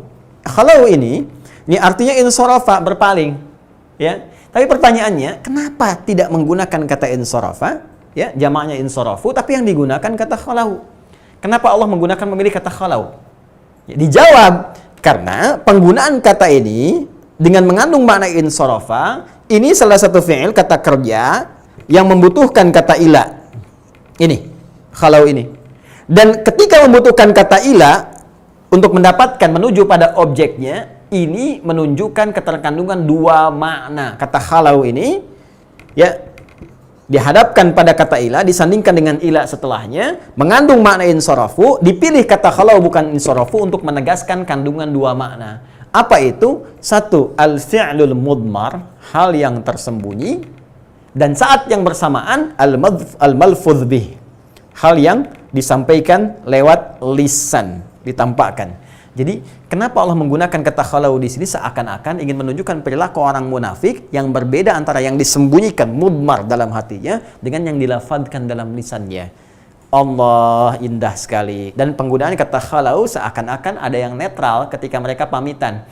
Berjumpa dengan orang beriman, ketawa ketiwi, nyapa sana sini, bersalaman seakan-akan bersama mereka, amanah. Setelah itu pamit mereka. Ya, pamitnya tuh di lisannya masih bicara, malfudh bih nih. Saya pamit dulu ya, ini ada kebutuhan yang harus dikerjakan, ada begini-begini dan begitu, tapi mudmar, ada yang disembunyikan dalam hatinya. Saya mau ketemu kawan-kawan dulu, kalian kan bukan kawan saya kan kesini cuma buat ngeliat doang lah supaya dapat sesuatu. Kan di hatinya tersembunyi, datang seperti tersenyum, tapi dalam jiwanya membawa dendam yang tidak berkesudahan. Makanya kata khalau dihadirkan untuk menunjukkan makna insarafa. Insarafa itu dia pergi, sebetulnya di hatinya itu jelek. Ya, ingin segera berpaling dari orang-orang beriman itu karena nggak nyambung, ya, nggak nyambung.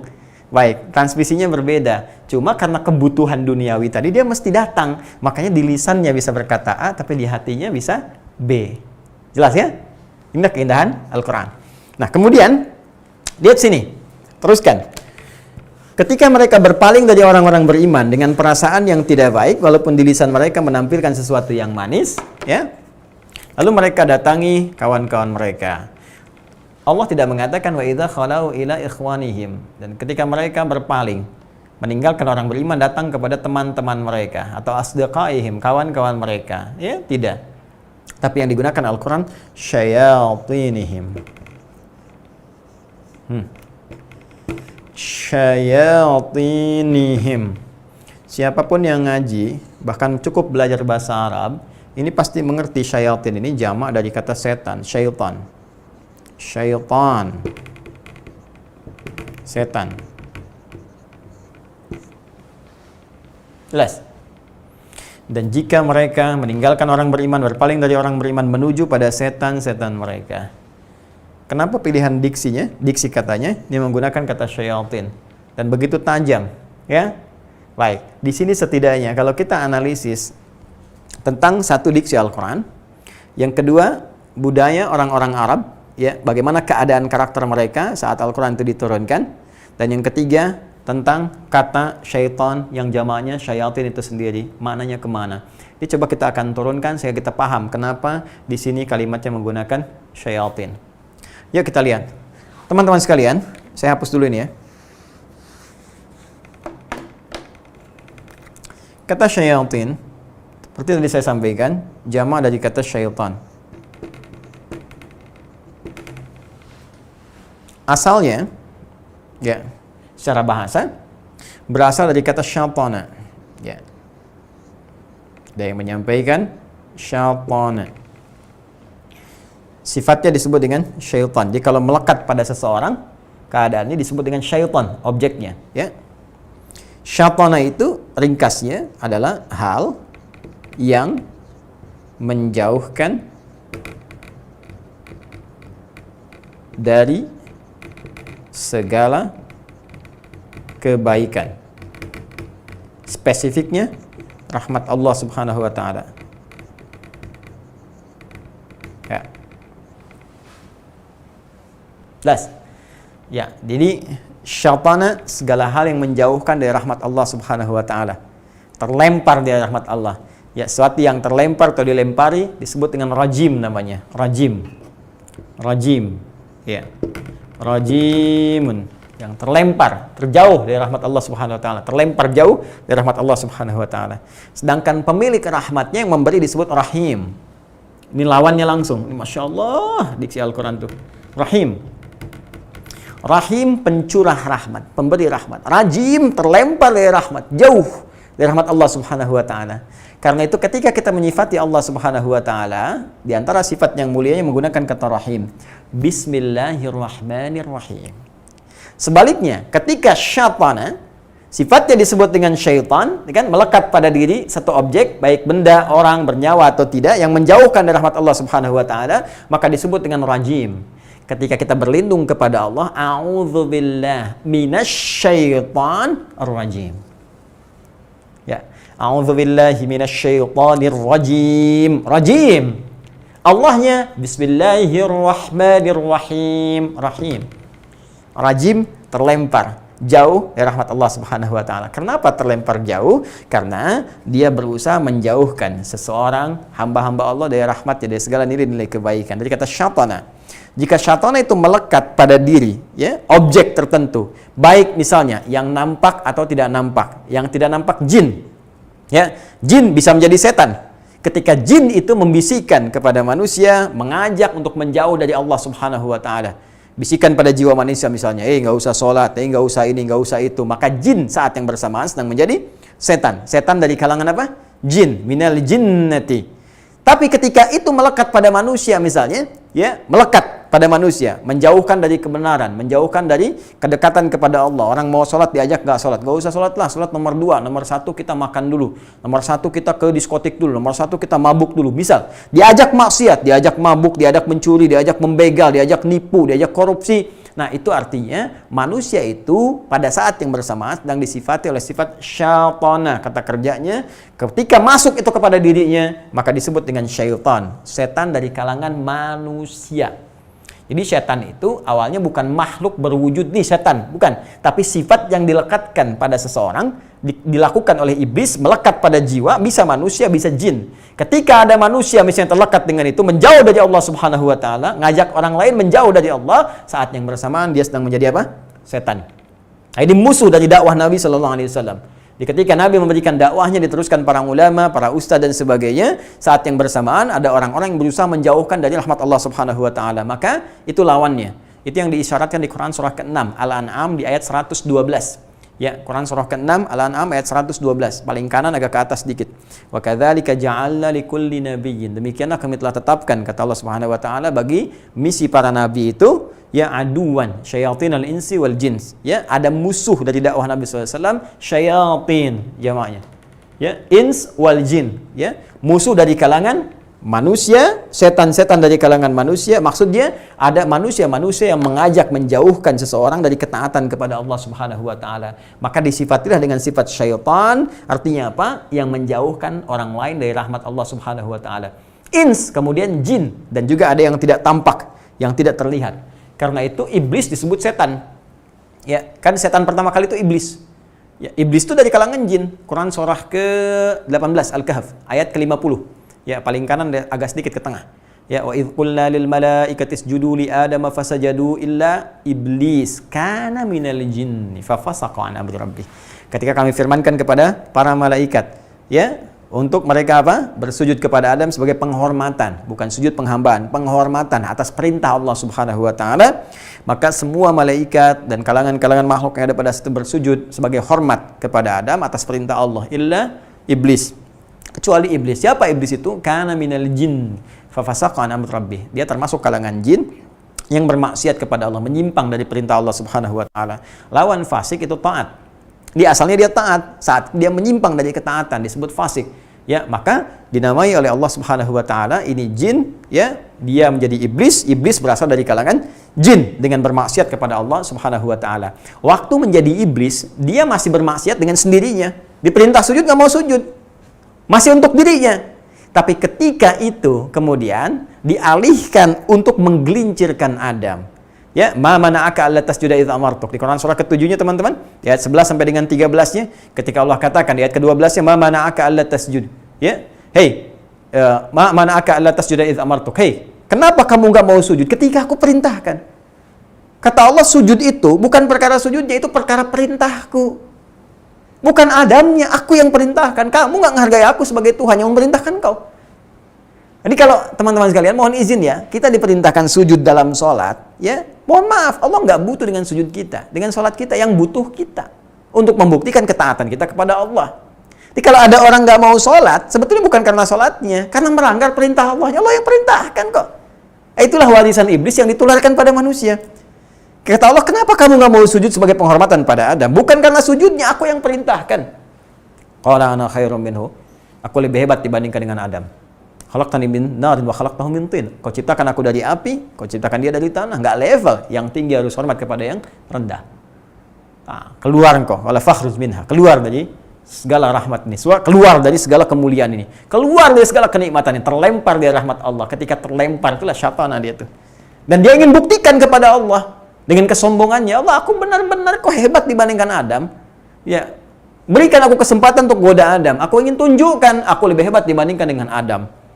Ya, maka Allah pun kemudian memberikan kesempatan untuk menunjukkan bahwa Adam pun punya perisai untuk mendekat kepada Allah, dan dengan itu rahmat Allah diturunkan kepada Adam alaihissalam. Baik, tapi ketika dia buktikan untuk menggoda Adam, maka dirubah oleh Al-Quran diksinya dari iblis menjadi syaitan. Perhatikan teman-teman, di ayat 34 surah Al-Baqarah, itu kalimatnya masih iblis. Wa idz qulna lil malaikati isjudu li adama fasajadu illa iblis aba wastakbara wa kana minal kafirin. Nah, di ayat ke-36 ketika dia menggoda Adam, itu dirubah diksinya dari iblis menjadi syaitan. Jadi ketika dia iblis, itu masih untuk dirinya, maksiat untuk dirinya. Ketika digoda orang lain, dijauhkan dari rahmat Allah supaya berbuat maksiat, maka dirubah kalimatnya dari iblis menjadi syaitan. Fa'azallahuma syaitan. Ya, jadi setan pertama dari kalangan jin, itu siapa? Iblis. Dari kalangan apa? Jin. Sedangkan jin itu tidak tampak. Ya, makanya ketika iblis kemudian menggoda Adam, diberikan was-was pada dirinya dan sebagainya, pada istrinya, pada keluarganya demikian, ya, Adam dan istrinya sampai tergelincir dengan syaitanah. Ya. Dan dia bangga, tuh kan, ya Allah, aku buktikan kan, aku bisa menggelincirkan Adam. Tapi dia lupa, Adam pun mendapatkan ilmu dari Allah. Ya, ada perisai-perisai sampai dia bertobat. Fatalaqa Adamu min rabbihi kalimatin fataba alaihi. Fatalaqa Adamu min rabbihi kalimatin fataba alaihi. Maka diberikan kalimat taubat kepada Adam, dia taubat. Ya, itu unggulnya dibandingkan dengan iblis. Setan, iblis, ketika salah diberi kesempatan oleh Allah untuk taubat. Makanya nggak langsung dihukum, kalimatnya ma mana'aka alla tasjuda idz amartuk. Apa yang menyebabkan engkau begitu sulit sujud ketika aku perintahkan? Kenapa kamu nggak sujud? Itu kan isyarat. Dia sadari dia salah, ya Allah saya salah, saya taubat, ya Allah saya taubat, selesai masalah. Tapi karena sombong, ana khairum minhu, ya, karena sombong, tertutup dengan kesombongan, maka kesombongan bisa menghambat pintu hidayah, menutup pintu taubat. Karena itu nggak usah sombong, tinggalkan segala perangkat itu. Diharamkan kesombongan oleh Allah Subhanahu wa taala. Ini yang membedakan. Nah, iblis, setan salah, setan nggak mau tobat. Adam salah, ya, dengan kemanusiaannya. Karena sebelum diturunkan menjadi nabi, ketika turun ke bumi baru berdinas sebagai nabi. Ya, maksum dia. Tapi ingin menunjukkan sifat kemanusiaan seperti pernah saya terangkan di pertemuan lalu, ini sifat manusia bisa salah. Dan ketika salah, diberikan kalimat tobat, tobat. Itulah bedanya manusia dengan setan. Jadi manusia ada pasti potensi salah karena ada nafsu dalam jiwanya. Tapi manusia bisa bertobat untuk mengoreksi kesalahannya sehingga menjadikan salah itu sebagai imroh untuk menatap masa depan yang lebih baik. Jadi singkatnya, manusia salah, manusia tobat. Setan salah, setan nggak tobat. Iblis salah, iblis nggak tobat. Saya ulangi, manusia salah, manusia tobat. Iblis salah, iblis nggak tobat. Jadi kalau ada manusia sekarang banyak berbuat salah, nggak pengen tobat, patut ditanya, dia itu manusia atau? Anda yang jawab sendiri. Manusia atau bukan? Itu maksud saya. Manusia atau bukan? Karena kalau manusia pasti tobat. Kalau bukan, nggak tobat. Ya. Oh, hati-hati. Dan setan itu sifatnya menggoda, bukan maksa. Saya nggak belain setan ya, salah setan. Dan saya tegaskan, setan itu salah. Ya. Awas, awas, awas, awas, hati-hati. CPNJ, calon penghuni neraka jahanam, setan. Udah jelas tuh. Ya. Kalau CPNS kan di dunia, ya kan? Itu urusan dunia. Tapi kalau akhirat nanti ada CPNJ, calon penghuni neraka jahanam. Ya, siapa mereka itu? Yang pertama ya setan dan para pengikutnya. Kalau CPNS positif. Jangan dipotong-potong video saya ya, itu berbeda halnya. CPNJ, calon penghuni neraka jahanam. Nih, setan pertama turunannya. Itu jelas kok, salah. Cuman sesetan-setannya dia nggak pernah maksa, dan karena nggak punya kekuatan memaksa, cuman goda aja, digoda. Manusia yang memutuskan sendiri. Jadi kalau kita ini punya iman yang kuat, dia nggak punya kekuatan, nggak punya kemampuan, karena cuman goda, nggak maksa. Ya, nafsu ini yang mengarahkan, nafsu ini adanya pada jiwa manusia, itu yang dimanfaatkan oleh setan. Jadi sebetulnya problem yang paling utama di era kekinian itu, yang paling utama itu adalah ya manusia yang kesetanan. Ya, jadi setan mengorganize, gitu, mengarahkan jiwa manusia, cuma ngajak-ngajak pada keburukan, tapi direspon oleh manusia. Itu dibawa dan diarahkanlah kemudian untuk membawa tubuhnya pada perangkat keburukan. Itu yang berbahaya. Ya.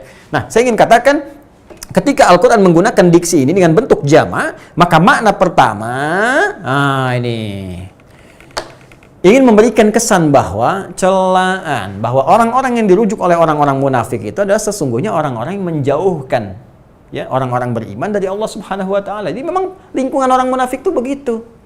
Karena itu hati-hati.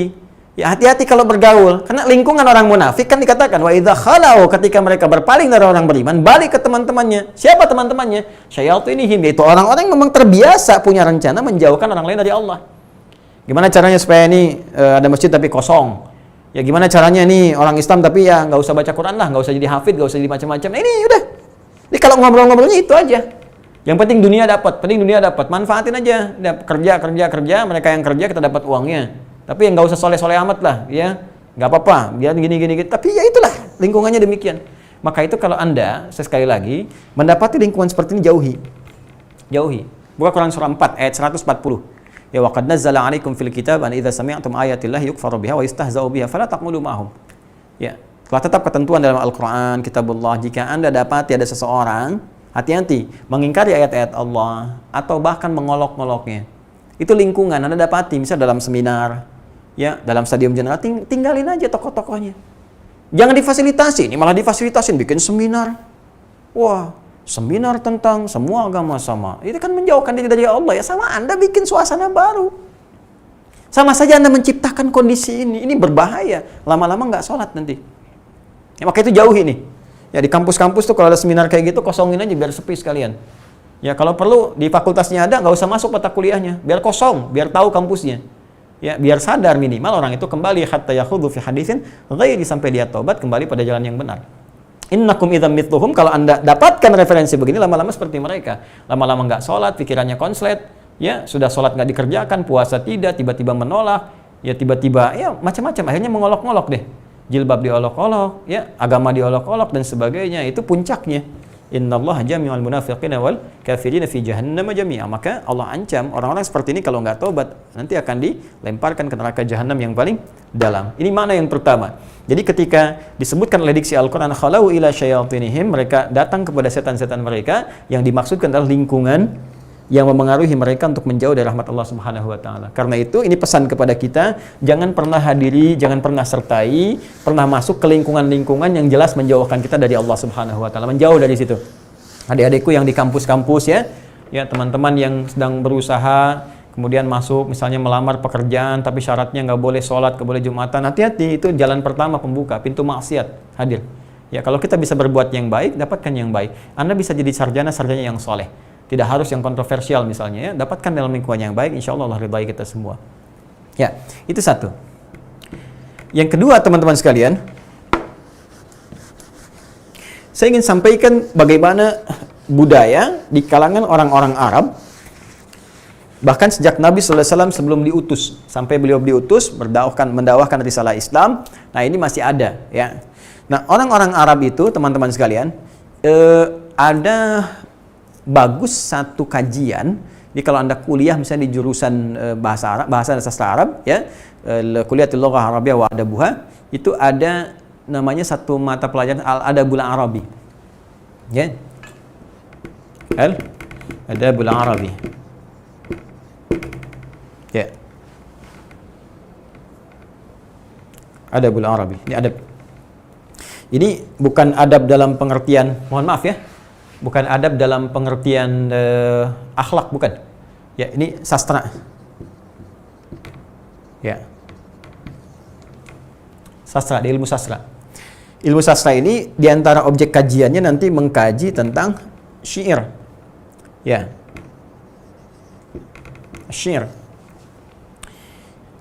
Syair, ya puisi-puisi, disebut puisi juga bisa, tapi ini menarik karena syarat syair itu nanti setidaknya ada 4. Ya, ada khayalan, ya, imajinasi, khayal, ada fasahah, ya, kefasihan dalam berbahasa, ada musik, ada irama. Ya, ini ada iramanya, ada irama. Nah, biasanya ini ada yang disebut dengan bahar rumusnya. Bahar. Ada 16 sampai 17 bahar. 16 bahar namanya. Ya, sama rumus. Rumusnya ini, teman-teman, yang keempat, ini tidak boleh keluar dari formulasi itu. Ada formulasi rumusnya, kofiyah namanya. Formulasi. Bukan kopiah, kopiah ini bukan, kafiyah, kafiyah, ya. Jadi ada kafiyah, ada fasahah, ada kemudian khayal, imajinasi, ada irama, bahar. Nanti ada 16. Ini sudah terkenal dan ada tokoh-tokohnya. Mereka belum ada ilmunya pada saat itu, cuma mereka itu salikah, instingnya aja yang mereka bisa menyampaikan lirik-lirik syair, tapi dahsyatnya itu formulasinya bisa sama tuh. Ya, dengan 16 ragam ini disebut bahar. Nanti di ilmu arud adanya, ya. Ilmu arud yang menemukan Khalil bin Ahmad Al-Farahidi, ya. Itu nanti misal begini. Dari 16 ini ada misalnya bahar tawil. Tawilun lahudun al-bukhari fadailu fa'ulun mafa'ilun fa'ulun mafa'ilu. Ya kifana bki min dzikra habibin wa manzili bi saqtil wa baina dakhuli fa hawmali rajas mustaf'ilun mustaf'ilun mustaf'ilun mustaf'ilun mustaf'ilun mustaf'ilun sautu safiril bulbuli hayya qalbi thamili al ma'u wa zahru ma'a ma zahri lahdhul muqali fa anta sayyidali wa sayyidi wa maulali fa kam tayyimuni ghazailun qutaytali qataftuhum nadatin fi hadha ar-rajuli fa qala la la la la faqad ghada muharwili wal walad wali wa ilali fa qultu la tuwalidi fa bayna lu ali qalatu hina kadhan wa dhul muqali kahatan ka khailali tabtabi tabtabuli. Nah, coba ulangi. Jadi ada tawil misalnya kan, ada rajas, ada madid, mufalatun fa'ilatun, mufalatun fa'ilatun, madid, ya kan? Nah, itu orang-orang Arab itu kalau dia bikin syair, teman-teman sekalian, formulasi nggak keluar dari situ. Tapi mereka ya belum ada ilmu terapan belajarnya, cuma salikah, instingnya aja begitu. Nah, di antara yang mereka gunakan untuk mendapatkan syair-syair yang bagus itu, mereka minta bantuan jin-jin. Jin. Dan di antara jin itu ada yang ngasih lirik-lirik bagus, cuman ditunjukkan pada maksiat. Misalnya, lirik bagus untuk mabuk-mabukan. Maka dikenallah syairnya dengan khamriyat. Khamriyat. Syair-syair tentang khamr. Ya, misalnya dikasih lirik yang bagus tapi untuk menggoda, untuk zina, maka disebut dengan ghazaliyat. Ghazal. Ya. Jadi untuk merayu arahnya ke zina dan sebagainya, ada ghazal, ada khamar untuk mabuk dan sebagainya. Nah, sampai terkenal di kalangan masyarakat Arab, para penyair itu punya setannya sendiri, punya jinnya. Nah, karena ini mengarahkan pada yang jelek, untuk zina, untuk khamar, maka jin itu disebut dengan setan di kalangan jahiliyah. Syaitan. Ya. Bahkan mereka berkata, inna likulli syairin syaitanul khas. Ya, para penyair itu punya setannya sendiri. Itu udah terkenal. Kalau kita ngaji, belajar al-adabul arabi, kita akan temukan di antara para penyair-penyair jahiliyah, syu'ara itu, mereka memanfaatkan jin, ya, khususnya yang setan-setan itu untuk mendapatkan lirik-lirik bagus. Karena nanti di hari yang ke-6 itu mereka punya hari namanya Arubah. Jadi pertama Al-Ahad, kedua Al-Itsnin, diserap jadi bahasa Indonesia Senin, kan? Kemudian yang ketiga Ats-Tsulatsa, jadi bahasa Indonesia Selasa, keempat Al-Arbi'ah jadi Rabu sampai jadi pasarnya, ya, pasar Senin, pasar Selasa, pasar Rebo, kan? Kemudian Kamis, jadi Kamis, pasar Kemis, kan? Senin, Selasa, Rabu, Kamis. Itu mereka beraktivitas kemana-mana tuh. Ada yang kemudian berdagang, berusaha. Li'ilafi Quraisyin ilafi rihlatas syita'i was-saif. Ya, ilafihim rihlatas syita'i was-saif. Ada yang ke Syam, ada yang ke Yaman, ada yang berniaga segala rupa. Nah, nanti setelah itu di hari ke-6 mereka kumpul. Kumpulnya di mana? Di pusat hiburan. Aswaq namanya. Ada di Dumatul Jandal, Sukung Okad dan sebagainya. Mereka namakan hari Arubah. Yaumul Arubah, hari ke-6. Hari berbangga diri sebagai orang Arab. Di sinilah mereka pamer. Yang pamer itu siapa? Pertama kalangan tujar. Ya, pedagang. Tujar itu jamak dari tajir.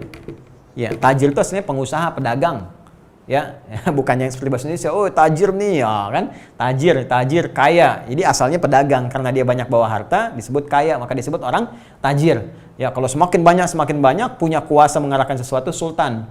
Ya, makanya sekarang, oh sultan nih, sultan, tuh kan? Masya Allah, beli bayam 100 juta, ya kan? Sultan, bisa aja. Nah, ini dulu tajir, jamaknya tujar. Maka golongan ini nanti akan berlomba. Siapa nih orang-orang kaya yang paling banyak hartanya, maka dia akan diangkat jadi hartawan paling berpengaruh. Itu bisa ngatur. Ya, kayak pada saat itu nanti banyak tokoh-tokoh yang kita kenal lah sampai dengan sekarang. Kemudian teman-teman sekalian, ada lagi kahin. Kahin, jamaknya kuhan. Ya, itu mereka dari kalangan para spiritualnya, ya, dari kalangan para rahibnya, kalangan dukun-dukunnya, yang lebih tepatnya disebut dengan dukun, kuhan. Jadi mereka nanti yang ngasih jampe-jampe, yang paling bagus jampenya, jimatnya dan sebagainya, itu nanti yang paling bisa dijadikan sebagai acuan untuk berinteraksi dalam kehidupan. Jadi kalau pedagang mau dagang, nanya dulu ke situ, bagaimana nih suasananya, apakah menguntungkan atau tidak. Nah, ini nanti akan lomba nih. Nah, yang ketiga, yang tidak kalah penting juga, syu'ara, syair. Jamaknya syu'ara. Ya, sampai nanti saking dahsyatnya ini turun Quran surah ke-26 Asy-Syu'ara. Ya, nanti kalau kita lihat di ayat 224-nya ya sampai dengan 227 kita akan temukan bagaimana Allah menggambarkan keadaan mereka. Ya, asy-syu'ara yattabi'uhumul ghawun, alam tara annahum fi kulli wadin yahimun. Ya kan? Hei, para penyair itu kadang-kadang mereka mereka mengikuti hal-hal yang bisa menyesatkan. Ghawun kan dari kata ghawa asalnya, sedangkan ghawa itu dari setan. Ya kan? Ya, wa asa Adamu rabbahu aghawa. Maka Adam bermaksiat kepada Rabbnya karena dibujuk oleh setan sehingga tersesat. Ghawa itu kan setan yang mengarahkan. Maka di sini Al-Qur'an memberikan gambaran ada orang-orang jahiliyah dari kalangan penyair yang minta bantuan dari setan sehingga menyesatkan. Liriknya dikasih bagus. Alam tara annahum fi kulli wadi yahimun, kadang-kadang datang ke lembah nyari insting, nyari inspirasi yang dibisikkan oleh setan-setannya, jin-jin dari kalangan setan, sehingga bikinlah syair-syair tentang khamar kayak seakan-akan ternikmati, bagus, kalimatnya indah-indah. Nah, ini pamer teman-teman. Jadi Yaumul Arubah itu mereka akan kontes nampilkan syair yang paling bagus. Nanti yang paling bagus syairnya, yang paling indah kalimatnya akan ditempelkan di dinding Ka'bah, ditulis dengan tinta emas. Disebut dengan mu'allaqat, ada mu'allaqat as-sab'ah, ya, mu'allaqat as-sab'ah. Jadi ada 7 yang paling urutan paling hebat sampai ke bawahnya. Dulu Amir Syu'aranya dikenal Amir, jadi paling tertingginya, jabatan tertinggi yang paling hebat syair dikenal dengan Amir Syu'ara. Ya, Amir Syu'ara, dulu Emir al-Qais namanya. Paling atas. Yang paling bagus terus sampai ke bawah, ditulis dengan tinta emas, ditempelkan di dinding Ka'bah. Ini yang nanti kelak di hari Islam pasca Nabi SAW nanti datang dengan dakwahnya, risalahnya sehingga merubah kalangan orang Mekah menjadi baik. Maka inilah sejarah pertama nanti kain kiswah Ka'bah yang tadinya tulisannya para syair-syair ya dari kalangan orang-orang jahiliyah dirubah menjadi tulisan Al-Qur'an. Tulis Al-Qur'an masih dengan tinta emas, maka menjadi kain kiswah Ka'bah untuk mengganti syair-syair orang jahiliyah. Nah, apa kaitan dengan yang kita bahas?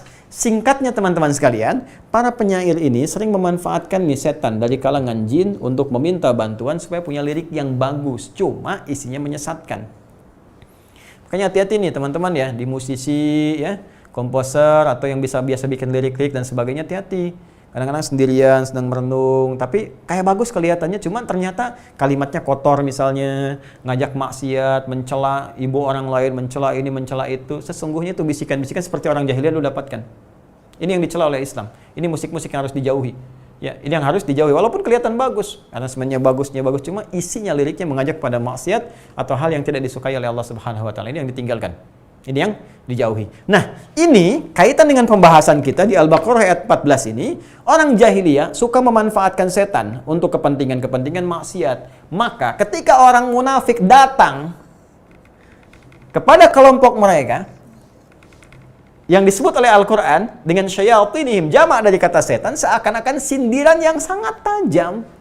Katanya kamu orang beriman, tapi kok seperti orang jahiliyah ya, yang dulu minta bantuan kepada setan-setan untuk memberikan lirik, cuma liriknya menuju pada maksiat, liriknya menuju pada hinaan, celaan, dan menjauhkan dari Allah Subhanahu wa taala. Sama persis orang munafik datang ke lingkungan seperti ini, mendapatkan dari mereka bisikan lagi, mendapatkan dari mereka celaan-celaan kepada orang Islam, arahan-arahan keburukan, sama persis dengan orang jahiliyah yang mendapatkan pengaruh dari setan pada saat itu.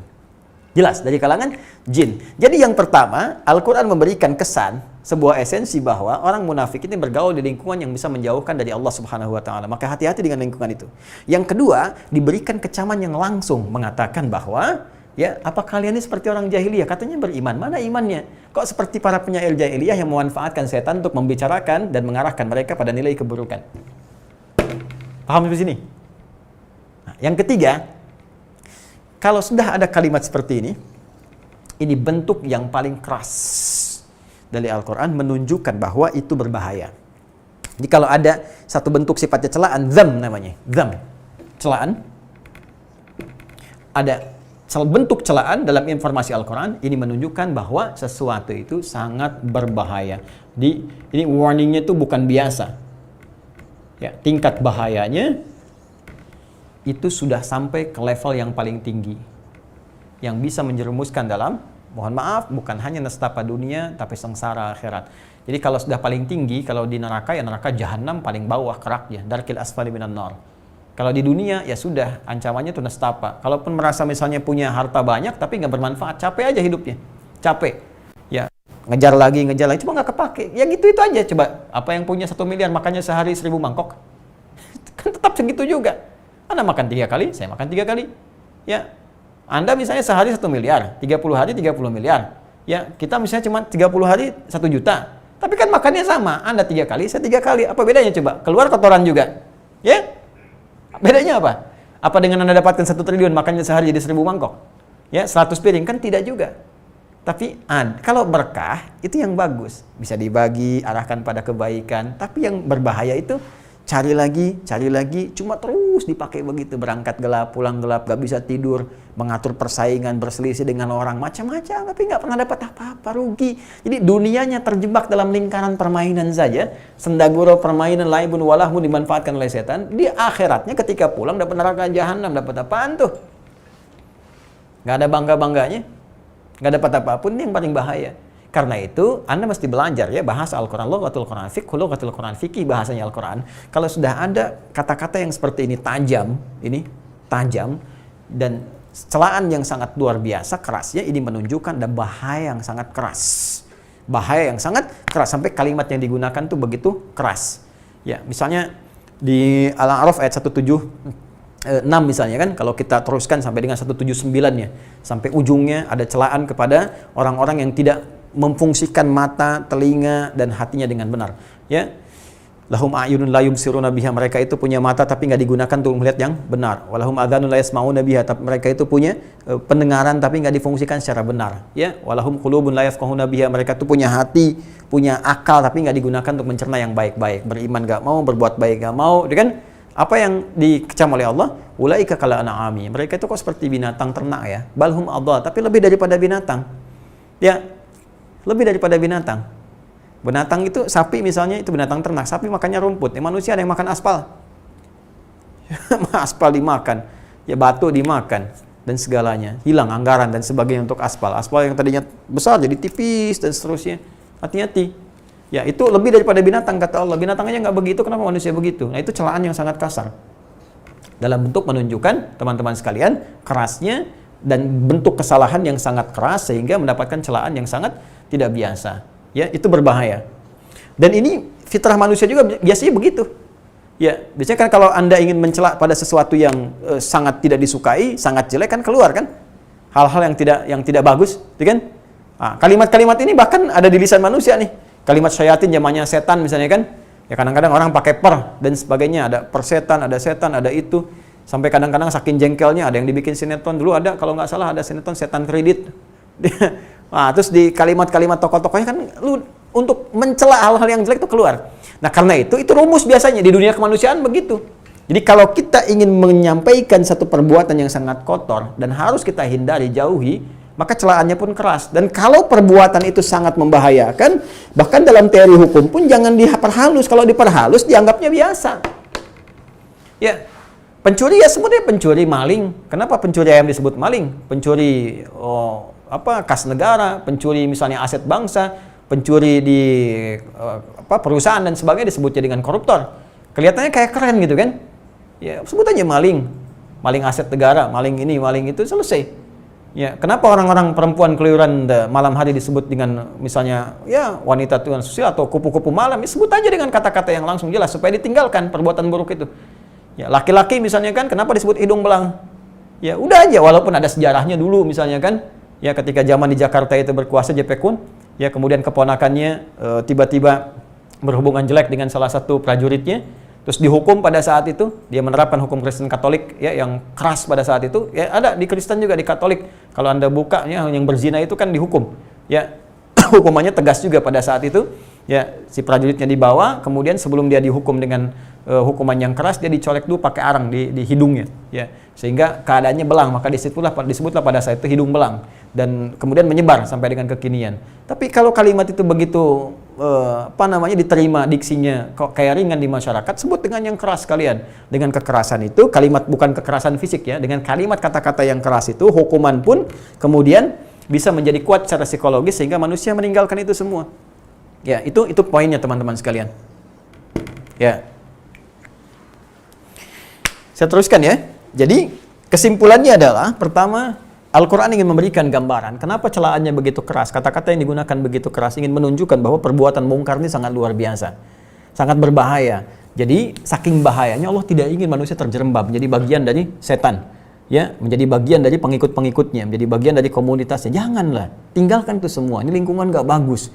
Ini seperti zaman jahiliyah dulu. Keluar dari itu semua, kalau tidak kalian berbahaya.